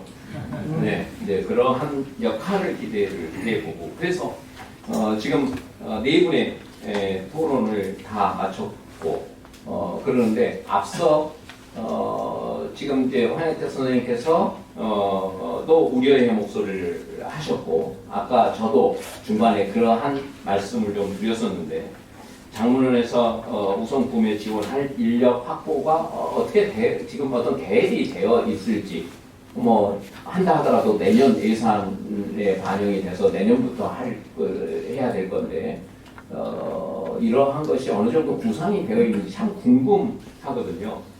마침 우리 김혜지 의원님 바로 옆좌석에 우리 정책관님 앉아 계십니다. 네, 우리 그랬습니까? 네. 안녕하세요. 유목사무관입니다. 국장님이 더 많이 아시고 말씀하시는 게 맞지만 요 작업 제가 맡고 있어서 대신 제가 답변드리겠습니다. 몇 가지 오늘 이제 질문을 난제를 주셔갖고 그거에 대해서는 제가 좀 답을 드려야 될 것 같아요. 제일 먼저 이제 말씀하신 부분이 장르 부분인데요. 그런 창작물 범위를 요구만 하고 대표적으로 지금 당기 회장님도 맡으신데 문학 분야가 반영이 안 됐다. 그래서 그 전에 저희가 이상재 교수님하고 한기 회장님하고 또 모시고 말씀도 나누고 했던 부분입니다. 저희가 이제 이 시행령 마련이나 이제 법은 물론 국회에서 김혜지 의원님이 마련해 주셨지만 시행령하고 그리고 이제 고시 이렇게 마련하고 있는 거는 저희가 이제 실무하고 하고 있는데 문체부 자체적으로 한 부분도 아니고 저희가 그 연구진을 만들어서 그 이제 문강연하고 그리고 이제 또 법을 전공하시는 교수님 그리고 장문원 저희 문체부 이렇게 같이 모여서 고민했고 또 관련 예술인 몇 분들도 모셔갖고 얘기를 했던 부분이고요. 이제 그래서 저희가 그런 실태조사 21년에 했던 그런 것도 고려해서 했는데 제가 이제 실행적으로 말씀드리면 그거에 대한 변호를 하고 싶지는 않고요. 화요일 날 저희가 이제 국무회의를 통과해서 시행령은 이제 조정이 다 끝나서 이제 공포만 앞두고 있습니다. 그 말씀드리고 저희 입장은 지금 이제 반영 안 된 부분에 대해서 장로 부분에 대해서는 향후에 단계적으로 더 확대해서 우리 장애 예술인 분들이 피해가 가지 않도록 더 많이 확대하도록 노력하자는 방향을 갖고 있고요. 그런 방향성으로 노력을 하겠습니다. 그리고 이제 또 하나 아까 말씀하신 부분이 제재 조치가 없다 이렇게 해서 저도 그래서 담당자로서 이거는 이제 제재를 저희가 시행령이나 고시에 담을 수 있는 부분이 아니거든요. 국민의 권리 의무하고 이제 연계가 되어 있기 때문에 그런 부분들은 법에 담아야 되기 때문에 이게 이제 입법을 할 때 같이 담아줘야 한다는 이제 그런 제가 이제 고민을 했고 실무 입장에서는 그럼 다른 기관들은 어떻게 하고 있는지 살펴봤더니 그런 좀 중소기업이나 아니면 중증장애인 이런 생산품 관련해서는 그 장관이 필요한 조치를 할 수 있다 이렇게 해서 벌을 하거나 이렇게 하지 않더라고요. 그래서 그래도 그 담당하는 법을 담당하는 기재부 담당 사무관하고도 통화를 해봤더니 그러면 국가들 같은 데는 어떻게 하냐 그랬더니 제재 조항이 없대요. 그래서 대신 그 홈페이지에 게시해서 이제 장애인 단체에서 강력하게 어필하여서 너희들이 더 열심히 팔아주고 구매하라 이렇게 이제 하는 정도의 지금 상황인 것 같습니다. 그래서 추후에 이제 김혜지 의원님도 계시지만 입법 이제 더 이제 보완해야 될 것 같은 부분이 있고요. 그리고 이건 앞으로 이제 시작이니까 우리가 이제 조금 더 한 발짝 나간 상황에서 모든 게 완벽하지 못하고 되어 있다고 생각하고요. 발전할 수 있다고 생각합니다. 그리고 이제 마지막으로 제도를 마련했는데 아까 이제 한국장애인개발원에서 이제 팀장님 모셔갖고 26명의 팀은 세개 팀의 26명의 인원이 이 업무를 담당하고 있는데 아마 저희보다는 더 더 아마 규모가 크고 그래서 아마 인원도 많이 돼 있고 역사도 오래돼서 그렇게 돼요. 이제 어떤 편지도 책에도 마련이 되어 있는 것 같습니다. 저희도 이제 올해 들어서 이제 정부도 바뀌고 국정과제나 기본계획도 마련해서 계속 업무는 누적되고 2015년도 11억으로 시작했던 예산이 지금 이제 작년 260억, 올해 이제 300억 가까이 되는 예산이 되어서 장문은 여기 김혜인 이사장님도 와 계시고 연접 국장님도 와 계시지만 우리 국장님도 마찬가지고 계속 이 예산은 늘어나고 일은 늘어나고 있는데 그럼 일은 누가 할 것인가 고민하고 있습니다. 그래서 저희가 이제 작년까지는 이제 기본계획하고 이제 정부 정책에 맞춰갖고 예산을 확보했고 내년도 예산 시에는 제일 먼저 해야 될 부분이 인력 확보에 대한 예산이라고 생각하고 거기가 반영될 수 있도록 이제 기재부 한 8일 동안 쫓아갈 예정입니다. 그러니까 한번 지켜봐 주시고 옆에서 도와주시면 저희 더 잘 할 수 있도록 노력하겠습니다. 이상입니다. 말씀드리면 이제 제도가 시행될 때 모든 걸 다 준비를 해가지고 시작을 하는 건 굉장히 좋은데 아시다시피 이제 그렇게 쉽지가 않아서 이제 저희가 새로운 걸 시작하면 이제 의견을 들으면 다 염려가 너무너무 많으시고 저희도 그렇습니다. 근데 이제 그 조직이나 우리 지금 장애인 팀들 말씀하셨는데 저희 정말 필요하거든요. 저희만은 어렵고 저희 기재부나 행안부나 설득이 많이 필요하고 그래서 여러분들 좀 많이 도와주시면 좋을 것 같고요. 근데 조금씩 달라지면서 이제 조직도 커지고 예산 커지고 할 테니까 조금 더 지켜봐 주시고 좀 힘 좀 같이 실어주시면 좋겠습니다. 네. 우리가 감시하고 또 우리가 좀 압박을 해야 할 우리 문체부 담당 두 분 계시는데 두 분 발언 이후에 이 시간에 나왔던 박수 중에 가장 컸지 않았나 이런 생각을 해봅니다. 저 박수 소리보다 3배는 더 컸는데 우리 두 분 다시 한번 응원하는 위해서 큰 박수 부탁드립니다.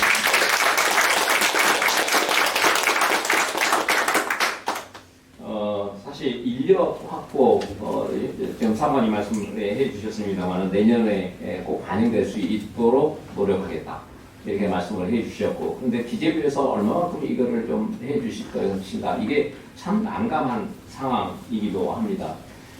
9월 정기국회 때 김혜지 의원님의 또 다른 활동을 기대하면서 김혜지 의원님께 박수 한번 더 부탁드립니다.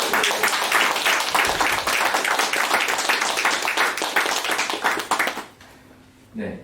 그렇다고 해서 우리가 지금 궁금한 내용이 사실은 다 풀린 것도 아니죠. 워낙에 분야도 많이 있고 또 장애 유형도 사실은 많이 있고 한데 오늘 토론회나 또 발제를 해주신 분들이 시간 절약을 많이 해주셔서 지금 와 계신 여러분들 중에서도 다른 기회를 충분하게 드릴 수 있는 시간이 확보가 된 것이 이 시간을 진행하는 좌장으로서 굉장히 기쁘게 생각을 합니다. 그래서 이런 장애 유형, 예술 분야, 또한 어떤 한계점 이런 부분들이 꽤 많이 있는데요. 제가 호명해서 일단 손들고 하는 것보다 먼저 제가 호명해서 각각의 장애 유형이나 분야별로 한번 나눠서 한번 말씀을 듣고 그 이후에 또 더 말씀하시는 분도 충분히 시간이 있을 것으로 생각이 됩니다. 먼저 청각장애 분야에서 활동하고 계시는 협동조합 인권과 문화예술 이사장님이신데요. 이정자 이사장님 모셔보고자 합니다. 말씀 부탁을 드리겠습니다. 청각장애 미술협회장님 와 계시거든요. 네네. 아니 그냥 얼굴 때. 네네. 이사님도 같이 와 계시고요. 네. 네. 기회 주셔서 감사한데요. 사실은 청각장애 분야는 이렇게 뭉쳐진 단체가 없습니다. 거의 개별적으로들 근데 이제 그 옛날에는 운보 금기창은 우리나라의 대표적인 화가였잖아요. 근데 그래서 미대를 많이 갔어요. 청각장애 학생들이. 근데 지금 미대 안 갑니다. 왜? 배고픈 졸업하고 나고 갈 데가 없다. 돈 안 벌린다 이래가지고 그러다 보니까 이제 미대 진학자도 많이 줄어들어 있고요. 그나마 지금 전국에 한 50분 정도 전업작가로 일을 하고 계신데 이분들을 조사해보니까요. 거의 최저시급 20시간에 월 87만원, 100만원은 받고 계시더라고요. 이제 그 장애인 기업 연계 제도가 생기면서 근데 최저시급을 받고 있어요. 그러니까 수급자 되는 것보다는 그래도 그거 받는 게 낫다라고 생각하는 분들이 그런 상황이고, 또 이제 청각장애 중에서 예술 분야에 제일 많은 게 미술 분야인데요. 무용하거나 연극을 하거나 음악을 하거나 글을 쓰는 분들도 좀 있어요. 근데 이분들은 거의 안 나타나고 있죠. 청각 분야에서도. 그래서 거의 이제 미술 하시는 분들이 50분 정도인데, 아까 이제 김은정 박사님께서 저희 문제 너무 잘 알고 계신 입장에서 대변해 주셔서 그 부분을 이 정도로 말씀을 드리고요. 이제 제가 생각하는 거는 저는 복지부 승인받은 사회적 협동조합이거든요. 왜냐하면 처음에 아까 시인님께서 북카페 하시고 싶다 그랬는데 저는 갤러리 카페를 하고 싶습니다. 그래서 이렇게 고딕화된 갤러리보다는 대중이 드나드는 커피 마시고 드나들면서 그림을 보고 장애인에 대한 인식을 좀 바꾸시게 하면 좋겠다 해서 저희가 3번 전시회를 했는데, 한 번은 갤러리 카페에서 했고, 한 번은 지하철 메트로 미술관에서 했고, 한 번만 이제 좀 미술관 같은 데서 했는데요. 그렇게 이제 대중이 많이 봐야 놀라시더라고요. 다 나와서 보시고 전체가 청각장애인입니다. 그러면 깜짝 놀라세요. 전혀 장애를 인식 못하시고 그랬다 이렇게 얘기하셔서 이제 그렇게 이제 접근성이 필요한데, 아까 그 장애 우선 구매 제도, 뭐 복지부 예사하고 여기에서는 또 문체부에서 따로 또 이렇게 그 센터를 만드셔가지고 홈페이지가 이렇게 좀 연동이 되면 좋을 것 같아요. 저희가 특수교육, 고용, 복지 이거 3개 부처가 이렇게 칸막이가 심해서 총리산하로 장애인 부를 만들어주시면 안 되겠냐고 한동안 운동을 했었는데, 이 생산품, 특히 이제 장애 창작품에 있어서도 장본원이나 그 직업재활 하시는 그 개발원이나 이런 분들이 서로 다른 사이트로 링크를 하실 수 있게 해서 우선 구매제도 있습니다. 장애 창작 그 품은 이쪽에 가서 좀 구매하세요. 또 이제 미술 하시는 분들께도 이런 그 미술품을 파시는데 오히려 장애인 창작품은 또 이쪽 사이트로 좀 가서 보세요 하는, 그렇게 인터넷 상에서라도 좀 연동이 돼서 세계 부처가 좀 함께하는 그런 좀 그 인터넷 네트워크가 좀 만들어지면 좋겠다. 그걸 말씀드리겠습니다. 네, 고맙습니다. 아까 청각장애 예술인 중에 미술 분야에 활동하시는 분들이 대부분 월 80여만 원 수익이라고 말씀하셨던가요? 네. 아까 방기 회장님께서 어떤 조건 제시 중에 월 90만 원, 이제 비장애인 쪽에서 월 120만 원 있는데, 우리 정도는 90만 원 있는데, 실제로 지금 활동하고 계시는 분들은 그래도 청각장애 쪽에서는 좀 수익이 그나마 있는, 기업 연계하시는 그런 80여만 원. 예, 이런 점들이 좀 가만히 됐으면 자격 조건을 구성할 때 가만히 됐으면 좋겠다라는 생각도 아울러서 해봅니다. 다음 한 분 더, 앞서 우리 화현대 선생님께서 대중예술 이렇게도 하셨는데, 현재 연극, 영화 연출가로 활동하고 계시는 김종민 감독님 현장에 나와 계시거든요. 지금 자리에 계시는데, 우리 대중 분야 부분에 대해서 좀 우리 김종민 감독님께 좀 말씀을 듣고자 합니다. 네. 네, 안녕하십니까. 네, 영화감독 김종민이라고 합니다. 네, 존경하는 그 선배 후배 장예술가들 모시고 이렇게 발언할 수 있어서 너무 영광이고요. 저는 2가지 관점에서 말씀드릴 수 있을 것 같은데, 첫 번째는 아까도 말씀해 주셨듯이 고용 측면에 있어서 창작물을 저희가 뭐 구매, 어쨌든 창작물이 계속 만들어져야 되고요. 또 창작물의 퀄리티가 좋아야 되기 때문에 먼저 말씀해 주셨듯이 체육계가 이렇게 발전했고 좋아졌냐, 장애인 체육계가 이제 뭐 그 큰 축은 아마 그 엘리트 체육과 고용에 있다고 생각이 들어요. 체육계 쪽은 지금 고용 부분이 굉장히 활성화되어 있거든요. 물론 이제 최저임금 수준이지만 그리고 거기서도 많은 차별이 있긴 있어요. 인센티브 측면에서 차별이 있긴 있어요. 하지만 뭐 이런 것들 때문에 그 기록 향상이 많이 된 거는 무시할 수가 없거든요. 그래서 대한장애인체육회에서도 굉장히 관심을 가지고 특히 그 이천에 있나요? 그 엘리트 교육하는 데가 네, 훈련을 하고 있잖아요. 근데 저희 문화예술계는 지금 뭐 고용이 많이 이루어지지 않는 걸로 알고 있어요.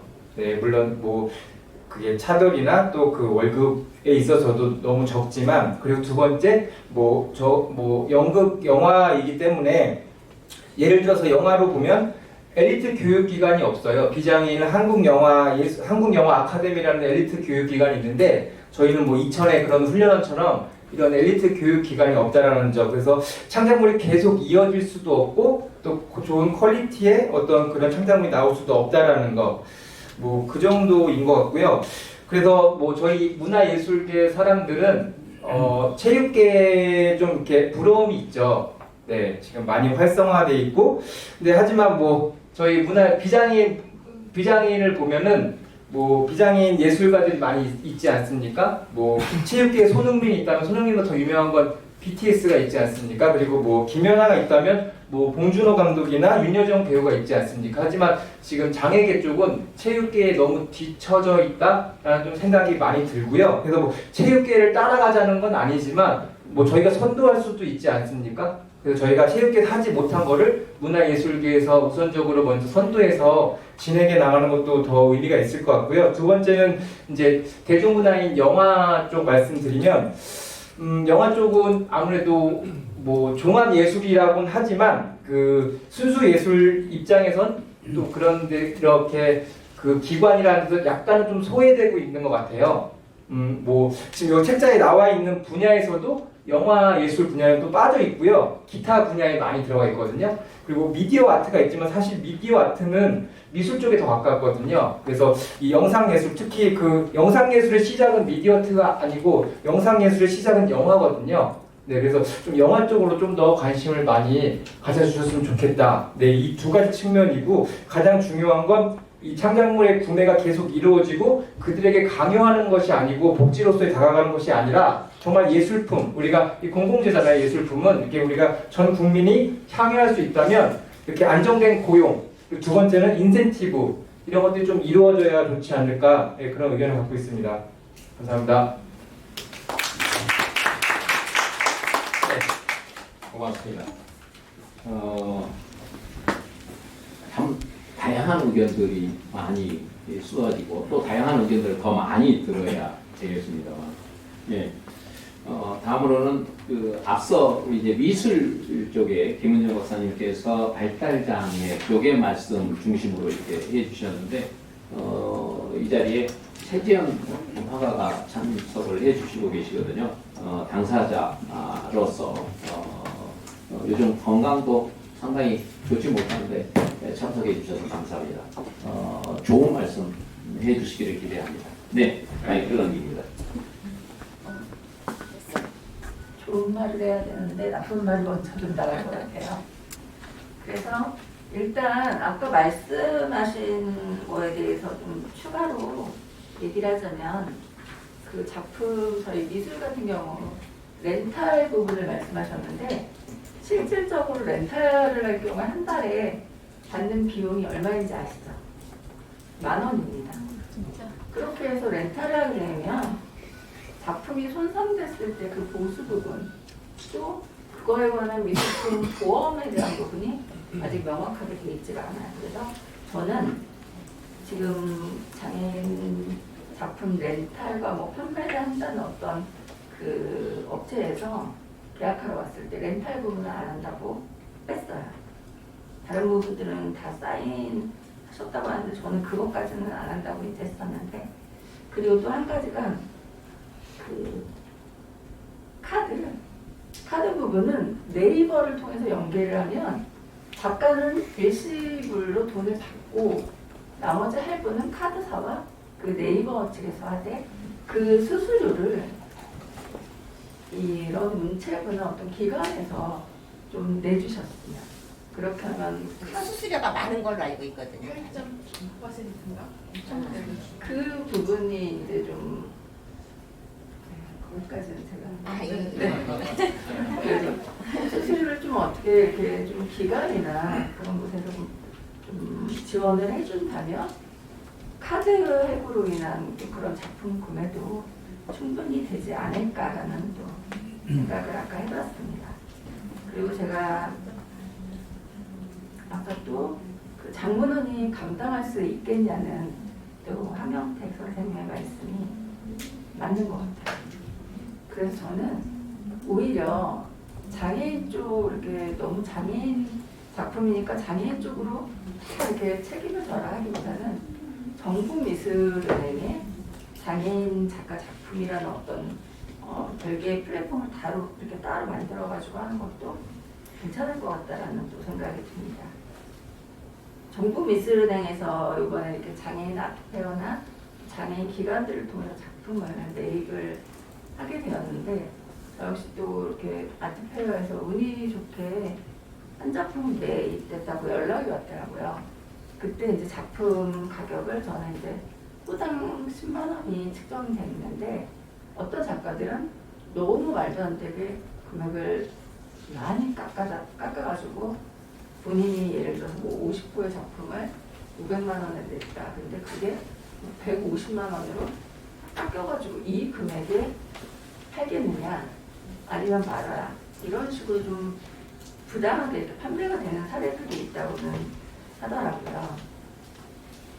일단 제가 이런 장애인 고용축지, 뭐 중증장애인 생산품 이런 부분은 장애인 개발원, 장애인식 개선 강사, 또 고용공단 그 강사 자격증 때문에 공부를 할 때 또 자격증 취득하면서 그때 많이 좀 배웠어요.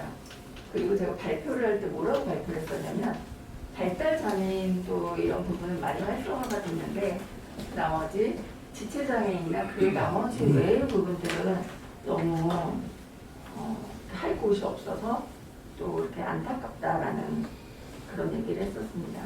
대학원 들어가서 처음 들었던 말이 작품, 그림만 그려서는 할 수가 없다. 교수들도 이렇게 투잡을 뛴다.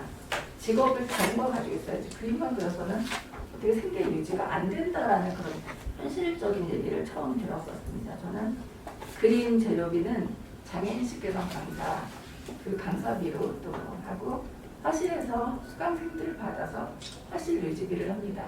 근데 그 두 가지 외에는 작품이 1년에 한 번 팔리면 잘 팔린 거예요. 나머지 생활을 할 수 있는 그런 직업과 연계되지가 않습니다. 그래서 장애인 이런 미술 작가들이 취업을 위해서 장애인 센터나 다른 곳에서 취업을 하다 보면 문제는 작업에 열중을 해야 되고 시간을 작업에 두어야 되는데 그 센터에서 일을 하고 다른 일을 하다 보니까 또 작품에 들어가는 이렇게 시간을 거의 사용할 수가 없게 되는 그런 모습이 있다 보니까 그래서 이런 부분이 좀 많이 보완이 될 것 같다라는 생각이 듭니다. 지금 시간이 제가 얼마 정도? 네. 이제 그만하셔야 돼. 네. 다른 분들도 좀 많아지고. 그럼 마지막으로 한 가지만. 네, 그렇습니다. 예, 5분밖에 안 지났습니다. 네. 네. 이런 1인 기업, 그러니까 장애인 그 개인 사업자를 낼 때 참 굉장히 장애인 기업을 만들기까지 참 까다롭더라고요. 사업자 등록증을 내고 또 그 2년 동안에 소득 현황을 제출해야 되고 또 그렇게 해서 사주심사가 통과가 되면 직접 방문을 나와서 화실이나 그런 작업장을 또 심사를 한다고 합니다. 그러니 1인 기업 그리고 예, 개인 아티스트가 활동하기가 또 굉장히 힘든 그런 모습이 있더라고요. 제가 이건 직접 겪은 상황이라. 네. 네. 감사합니다. 아까 제가 말씀드린 그림 그리는 거가 뭐 열심히 다르죠. 네, 알겠습니다. 그리고 렌탈 비용이 10,000원이라고 하는 건 정해진 책정 가격이 아니고요. 어떤 단체가 상황마다 조금 차등이 있어서 예를 들어 제가 서초구청에 우리 작가들을 렌탈을 했을 때는 60만 원씩 월 받는 걸로 해서 네 그래서 했고요. 아니 월 1인당? 예, 그래서 아까 제가 발달장애 위주로 많이 편향이 돼서 그것들을 좀 바로잡고 싶다라고 발달장애 엄마지만 말씀을 드렸습니다. 그래서 렌탈 비용은 10,000원이 정해진 가격 아니라는 거 말씀드릴게요. 지체장애인 경우도 최저로 잡았던데 네. 우리 예술인들이 가장 많이 듣는 말이 그러지 않습니까? 뭐 생계 유지가 막막하다 이런 말은 너무나도 많이 듣는 이야기고, 결혼을 하기 전이면 예술인들하고 결혼하면 먹고 살겠어라는 것이 상대 쪽의 부모님들의 이야기이기도 하고, 그래서 우리 장애 예술인들의 생계에 관련해서는, 생계 유지와 관련해서는 참 안타까운 게 현실이죠. 해서 사실은 또 이제 이런 창작물 우선 구매 제도를 도입하는 것도 이를 보완하거나 이를 유지하거나 이런 것이 아닌가라는 생각도 해 봅니다. 사회자 권한으로 플라에 계시는 분들을 호명해서 이렇게 말씀을 듣고 있는데, 제 권한으로 한 명만 딱 듣도록 하겠습니다. 장애 예술인들의 창작물 거래 플랫폼이라고 이렇게 소개를 해도 됐으면 모르겠습니다. 제 옆에 앉아 있는데요. 디세이블드 김현일 대표, 젊은 친구인데, 이 젊은 친구를 제가 존경하기로 했습니다. 얼마나 예쁜 일을 선택해서 하시는지 너무나도 존경스럽습니다. 여러분, 이 젊은 친구에게 여러분 박수 한번 부탁을 드리겠습니다. 네, 말씀해 주시죠. 안녕하십니까. 저는 그 발달장애 예술가 에이전시 디세이블드를 운영하고 있는 김현일이라고 합니다. 제가 일단은 오늘 참석하고 싶었던 이유는 제가 플랫폼 관련해서 제안 하나 드리고 싶어가지고 민간 차원에서 제안 드리고 싶어서 제가 말씀드렸고요. 일단은 저희가 아시다시피 요즘 장애 예술에 대한 일반인들의 관심도 되게 많이 증가하였고, 결과적으로 이게 지속 가능하기 위해서는 일반인들이 참여를 해야 된다라고 생각을 하고 있습니다. 아까 정책관님이 말씀하신 것처럼요. 그래서 저희는 일단은 그 기관들도 그렇고 일반인분들도 쉽게 구매할 수 있는 플랫폼, 그리고 일반 작가님들, 발달장애뿐만 아니라 일반 장애 작가님들도 쉽게 참여할 수 있는 플랫폼을 만들면 좋지 않을까. 근데 그게 내년 7월이 너무 늦다. 저는 사실은 시행하자마자 바로 만들었으면 좋겠거든요. 그래서 저희가 그거 제안 하나 하려고 말씀드렸습니다. 일단은 가제라서 이름은 제가 없고요. 이름 만약에 좋은 거 있으시면 그걸로 바로 변경 가능합니다. 일단은 기본적으로 저희가 제안하려고 하는 플랫폼에서는 예술품 거래가 가능하고요. 저희가 수수료는 0%로 하려고 합니다. 저희가 서버비, 운영비, 개발비 다 낼 거고요. 뭐 필요하시면 지원 같은 것도 저희가 다 하려고 하고 있습니다. 그리고 일반적인 그냥 그림만 올리는 게 아니라 SNS처럼 팬들과 소통을 해서 진정한 작가님들을 좋아할 수 있는 그런 사람들, 그리고 댓글로 소통할 수 있고, 뭐 다른 방식으로 소통할 수 있고, 뭐 좋아요를 누를 수도 있고, 그런 플랫폼을 만들려고 하고 있고요. 작가님들이 사실은 그 판매를 목적으로 하지 않고 자기 작품을 아카이빙 할 수 있고 그냥 보여줄 수 있는 공간도 필요하다고 생각을 하는데, 그런 아카이빙 할 수 있는 그런 기능도 넣으려고 하고 있습니다. 그리고 저희가 되게 많은 대기업들이랑 공공기관들이랑 일을 하고 있는데, 그 기업들과도 추가적인 기회를 제공할 수 있어서 저희가 플랫폼을 제안하려고 하고 있고요. 기본적으로는 저희가 섹터별, 아까 말씀하신 것처럼 장애 유형별로 정리가 다 되어 있고, 거기 안에 그림마다 해시태그가 달려 있어가지고 내가 공공기관이 아닌 일반인들이 원하시는 그림이 있을 거잖아요. 만약에 봄에 관련된 그림이 원한다면 봄을 검색하시면 자동으로 다 그런 것들이 나올 수 있게끔 하려고 하고 있습니다. 그리고 아까 말씀하신 것처럼 그 방기 회장님이 말씀하신 장애 예술인 등록제도가 저는 좋다고 생각을 하고 있는데, 일단은 그 장애, 그게 아직도 어떻게 정확한 규정이 안 되어 있으니까 장애인이라면 누구나 할 수 있고, 만약에 장애인 등록증이 있으면은 별도의 표시를 해가지고 이거는 조금 인증을 받은 그런 예술인이다, 이런 식으로 표현을 하는 건 어떨지, 그런 것도 제안을 한번 해봅니다. 그리고 저희가 약간 편리한 기능 같은 것도 넣었는데요. 그 작가님들이 사실은 그림은 잘 그리시거나 다른 작품 활동을 잘 하시는데, 이걸 디지털라이징과 인터넷에서 보여주기 위해서 그걸 올리려면 되게 많은 비용도 많이 들고요. 전문 사진사들이 찍어가지고 올려야 되는 것도 있는데, 저희가 지금 AI 기술을 개발했거든요. 그냥 핸드폰으로 그냥 책상 위에 올려놓고 핸드폰 카메라만 찍으시면은 기울기, 색감, 그리고 빛 번짐 이런 것들이 다 자동으로 잡히고, 필요 없는 부분도 크롭 돼가지고 사용할 수 있는 그림으로 지금은 만들어지고 있고요. 조금 더 저희가 개발하고 있는 거는 이 그림 안에 어떤 것들이 들어있는지 자동으로 메타데이터라고 하는데 추출을 해서, 만약에 이 그림이 봄에 관련된 그림이다 라면 봄과 관련된 해시태그까지 자동으로 다 등록되게끔 하는 그런 것들을 저희가 기술 개발을 하고 있습니다. 그리고 뭐 단체 같은 경우에는 저희가 따로 그 단체를 소개하는 페이지 같은 걸 만들어가지고 이 기업이랑 이런 프로젝트를 원한다 하면 저희가 중간에서 연계를 해드릴 수 있을 것 같고요. 그리고 저희가 가장 중요한 건 데이터베이스화가 중요하다고 생각하는데, 어떤 작가의 어떤 작품이, 그리고 어떤 유형별로 판매됐는지를 저희가 분기별로 다 작성을 해가지고 그거를 저희가 기관들에 보여주면은 어떤 장애 쪽 섹터가 조금 더 구매가 덜 됐다, 어떤 그림이 인기가 많았다, 어떤 작가님이 인기가 많았다, 어떤 기관에서 많이 샀다, 이런 것들도 다 보여줄 수 있어가지고 저희가 그렇게 할 수 있는 플랫폼을 제안하면 어떨까라고 생각을 했습니다. 시간이 얼마 없어서 말을 조금 빨리 했는데 죄송합니다. 자장님, 저도 한 가지 제안하겠습니다. 지금 네. 우리가 이게 다 모이기가 어려우니까 네. 우리 멀리서 오신 우리 이영식 센터장님, 그러니까 네.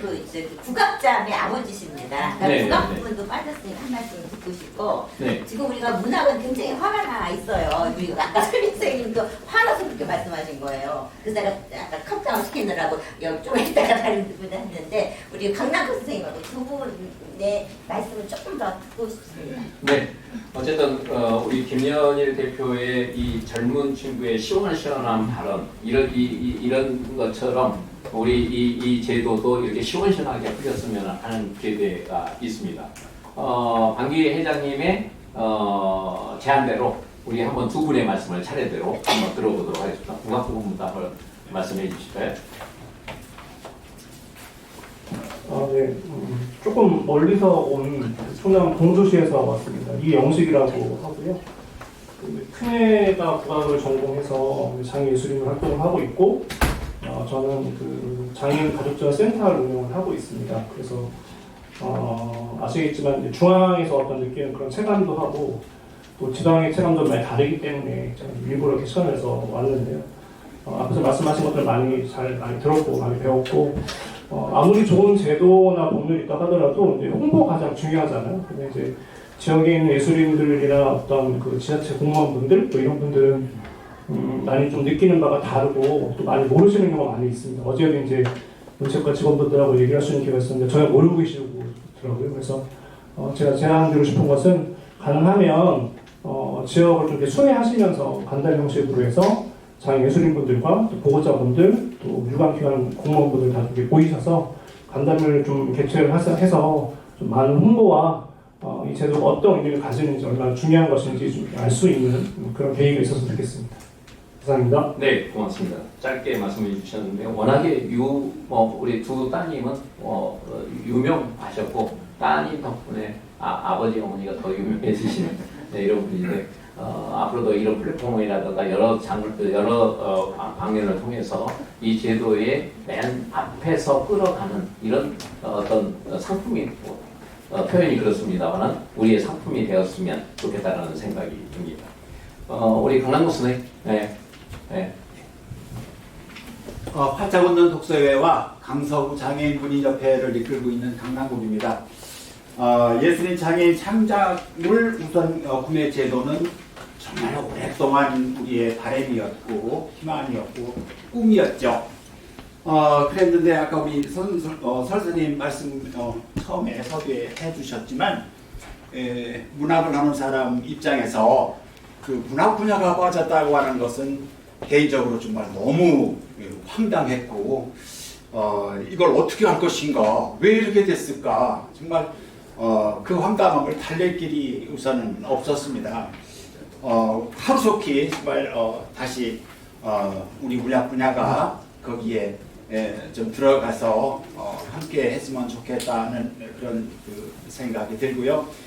글을 쓰는 사람으로서 하여튼 참 먹고 살기가 어려워요. 쉽게 말하면. 그래서 창작에 정말 전념할 수 있는 그 길을 우리 이 자리에 높으신 우리 김혜주 의원님 나오고 계시는 동안에 이런 그 제도적인 그런 길이 좀 만들어졌으면 좋겠다. 그런 말씀을 좀 드리고 싶고, 또 하나 제안하고 싶은 것은 제가 살고 있는 강서구 같은 경우는 우리나라에서 몸이 불편한 우리 장애인들이 가장 많은 그런 곳이거든요. 3만 명이 살고 있습니다. 그런데 장애인 북카페 하나가 없어요. 그렇게 많은 그 우리 장애인들이 살고 있는 곳에. 그래서 앞으로 우리 뭐 강서구만이 아니라 서울시에도 25개 구가 있잖아요. 전국적으로는 뭐 더 말할 것도 없겠지만 앞으로 우리 장애인 북카페가 구마다 우선 하나씩이라도 이것이 좀 만들어지고 그러면 얼마나 좋을까 그런 네. 생각을 해서 말씀을 드려봅니다. 네, 이상입니다. 고맙습니다. 혹시나 꼭 저는 이 발언을 해야 되겠다. 지금 4시 정확하게 4시 30분인데요. 4시 30분에 원래 이 시간 종료로 되어 있습니다. 그런데 저는 꼭 이 말씀을 드리고 싶다 하시는 분 혹시 손 들고 그러면 기회를 드리도록 하겠습니다. 우리 추석장애 선생님 한번 네. 없는데요. 내가 지금 복잡을 해가지고 준비를 안 해봤으니까 우리가 다음에 필요하면 내가. 네, 알겠습니다. 그러면은 지금 이제 김남국 선생님도 말씀해 주셨고 설미희 시인도 말씀해 주셨고 저도 참 그거를 활용할 수 있는 정도는 우리가 반영하려고 하는 그런 고민까지도 하고 있습니다. 그러니까 조금 이번에 양해해 주시면 저희가 할 수 있는 여러 가지는 최선을 다해서 한번 해보도록 하겠습니다. 네, 고맙습니다. 우리 어쨌든 오늘의 현장을 살펴보면 문화 부분에 종사하시는 우리 장애 예술인들이 굉장히 많이 계시는데 그 부분 그 분야에 계시는 분들이 굉장히 좀 화가 나 있다라는 것은 현장의 모습이다 이런 생각이 들고요. 이 제도를 운영하기 위해서 특히나 실효성이 있는 제도로 운영하기 위해서는 사실은 국회에서 입법 활동하시는 분이 정말로 힘이 크시다는 거 우리가 잘 알고 있잖아요. 그런데 김혜지 의원님이 내년 4월이면 그러나요? 네. 그래서 그렇습니다. 네, 한 번 더 하셔야 될까? 그죠? 그래야 되는 욕심이 지금까지 활동해왔던 이런 족적을 더듬어 보면 정말 한 번 더 하셨으면 좋겠다라는 생각이 듭니다. 지역구 정하세요. 주민등록. 오늘 이런 간담회를 우리 김혜지 의원님께서 마련해 주셨는데 전체 내용 어떻게 들으셨는지 한번 마무리 발언해 주시겠습니다. 네, 먼 길 와주시고 또 불편한 길 와주신 모든 장애 예술인 여러분들 감사드리고 좌장 맡아주신 우리 백종환 대표님, 에이블뉴스에서 제 기사 보도자료 항상 잘 내주셔서 감사하고요. 오늘 또 여기 지금 정책관님하고 사무관님이 끝까지 앉아 계시고 여러분 말씀을 이렇게 경청해 주셨는데 사실 이렇게 부처에서 오시면은 이렇게 얼른 가고 싶어 많이 하시는데 오늘 잘 경청해 주셔서 너무 제가 진심으로 감사드립니다. 사실 이 시행령 나오는 과정에서 제가 조금 많은 부분 말씀을 그러니까 좀 이게 입법부와 행정부가 이렇게 분리되어야 하죠. 그래서 이제 그러다 보니까 이제 여러분들 장애 예술인 여러분들의 목소리를 전달하려고 제가 많은 노력을 했는데 지금 문학 부분 빠진 것에 대해서 지금 이게 좀 쟁점이 오늘 되는 것 같아요. 그래서 제가 알기로 문화예술진흥법이 시행령에 들어가지 않았나요? 혹시 정책은? 지금 보면 제가 조금 더 문화뿐만 아니라 영화도 말씀드리 주셨는데 지금 빠져 있는데 이 법에 원래 지원법에 장애예술이 생산한 공예품 공연의 창작물 이렇게 되어 있어요. 그래서 이제 이거 법적으로 좀 정비를 해서 지금 우리 문화예술진흥법에 장르들이 다 들어가 있거든요. 뭐 애니메이션, 요즘에 최근에 게임까지 다 들어가 있는데 그것들을 통합적으로 봐서 법도 만들고 시행령을 만들었어야 되는데 저희가 이제 바로 급하게 받다 보니까 이런 것 같습니다. 그래서 이거 지금 입법적으로 위기가 확실히 있는 부분이라서 오늘 제가 말씀 들어서 특히 이제 문학은 좀 더 그런데 문학뿐만 아니라 영화도 없고 지금 굉장히 다양한 부분이 많이 빠져 있어서 저희 전체 법 체계안에서 조금 더 다시 좀 엄밀히 살펴보고 빨리 시정하도록 하겠습니다. 시행 규칙으로 그걸 정할 수는 없습니까? 저희가 법에서 상위 법에서 이렇게 내려와야 되니까 이게 저희가 아마 직원들이 문학을 빼려고 한 것이 아니고 지원법 자체에서 시작을 하다 보니 이 지원법에서 문예진흥법의 정의 구조를 하셨다면 당연히 그렇게 봤을 텐데 이게 이제 공예품 공연등의 창작물 이렇게 하다 보니까 좀 좁게 본 경향이 있는 것 같아서 저는 잘못했다고 말씀드리고 전반적인 문화예술진흥법 차원에서 한번 다시 보고 이건 빨리 시정하도록 하겠습니다. 네. 네, 저는 부연해서 말씀을 드리자면 그래서 입법적인 부분을 챙길 수 있어요. 상위법에서 챙길 수 있는 부분 제가 조금 더 살펴서 챙기도록 하고요. 또 지금 보셨다시피 이제 법안이 통과가 되면은 시행령이라고 해서 그건 이제 제가 손댈 수 있는 건 아니고 지금 부처에서 나오신 분들이 이제 실무적으로 해서 부처에서 만들어지는 영이 있습니다. 그리고 그 밑에는 규칙이 있고 고시가 있고 이렇습니다. 이제 여러분 복잡하실 텐데요. 이제 쭉쭉 이렇게 이어져 가면서 이제 실제로 어떻게 시행될 것인지가 정해지는 과정이 있어서 우선 제가 남은 임기 동안 최선을 다해서 여러분들의 목소리를 계속해서 좀 더 듣고 그 다음에 이거를 반영할 수 있는 틈이 필요합니다. 그래서 제가 아까 그 뭐 3% 5% 정해지는 것도 상위법에서 그런 걸 정할 수가 없어요. 그래서 저도 5%를 되게 찬성을 하고 원했으나 3%로 이제 이렇게 좀 떨어지게 된 점 그렇게 좀 안타깝게 생각하고 유감을 생각하는데 지금 여러분 이 법과 연계해서 내가 또 발의한 법안이 있습니다. 이 법안도 여러분들이 좀 관심을 가져주셔야 되는 게 지금 문화예술진흥법에서 지금 우리가 이제 공연도 있죠. 공연장과 또 전시장이 있습니다. 국가 그다음에 공공기관 지자체에서 만든 공공 전시시설, 공연시설이 있습니다. 거기서 장애인의 공연 그리고 장애인의 전시물을 일정 부분 전시하고 공연을 할 수 있는 근거를 만들어서 사실 상임위는 통과했는데 법사위에서 반대하고 있습니다. 여러분들 일어나셔야 합니다.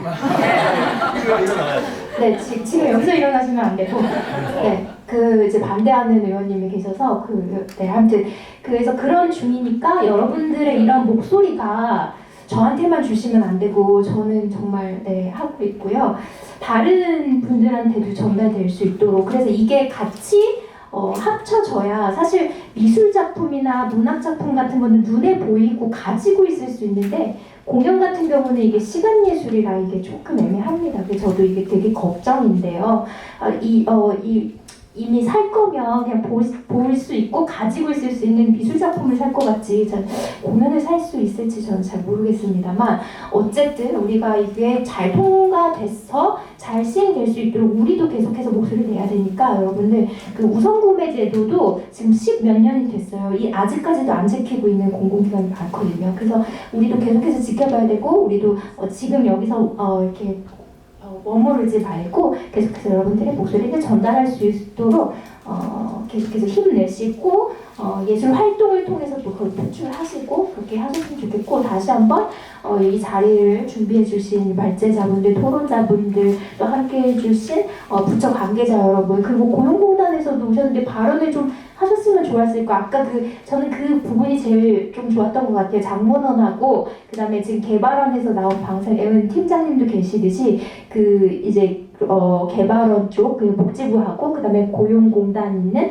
고용노동부 이제 세 개 부처가 함께 이렇게 연계해가지고 그 장애 예술인 또 그다음에 생산하는 그냥 일반적인 생산품 우선 구매제도 이렇게 구분도 있지만 그것을 좀 연결해서 할 수 있는 무언가를 해서 좀 더 이것들이 활성화되고 또 고용으로 연계될 수 있도록 여러분들께서 함께 힘써 주시기를 기대하겠습니다. 감사합니다. 장본원하고 장애인 고용공단은 협약을 최근에 하셨죠. 네. 그런데 아니 개발한테 한 번 알고 있는데 아직 안 했어요? 하셨나요? 네. 제가 지금 원장님하고 네, 앞으로 3자 할 수 있는 이런 기회가 됐으면 좋겠습니다. 오늘 여러분들이 직접 이런 직관을 하시고 들으셨고 그랬던 것처럼 장애 예술인 창작물 우선 구매 제도와 관련한 여러 의견들이 있었습니다. 우리 이야기들이 오늘 이 자리에서만 떠드는 것이 아니라 오늘 입법기관인 우리 국회에서 이렇게 논의한 만큼 법률로서 효력이 발생되고 실효성이 있는 제도로 정착되기를 간절히 바라봅니다. 오늘 함께해 주신 여러분 오늘 긴급 간담회를 폐회하겠습니다. 수고하셨습니다. 고맙습니다.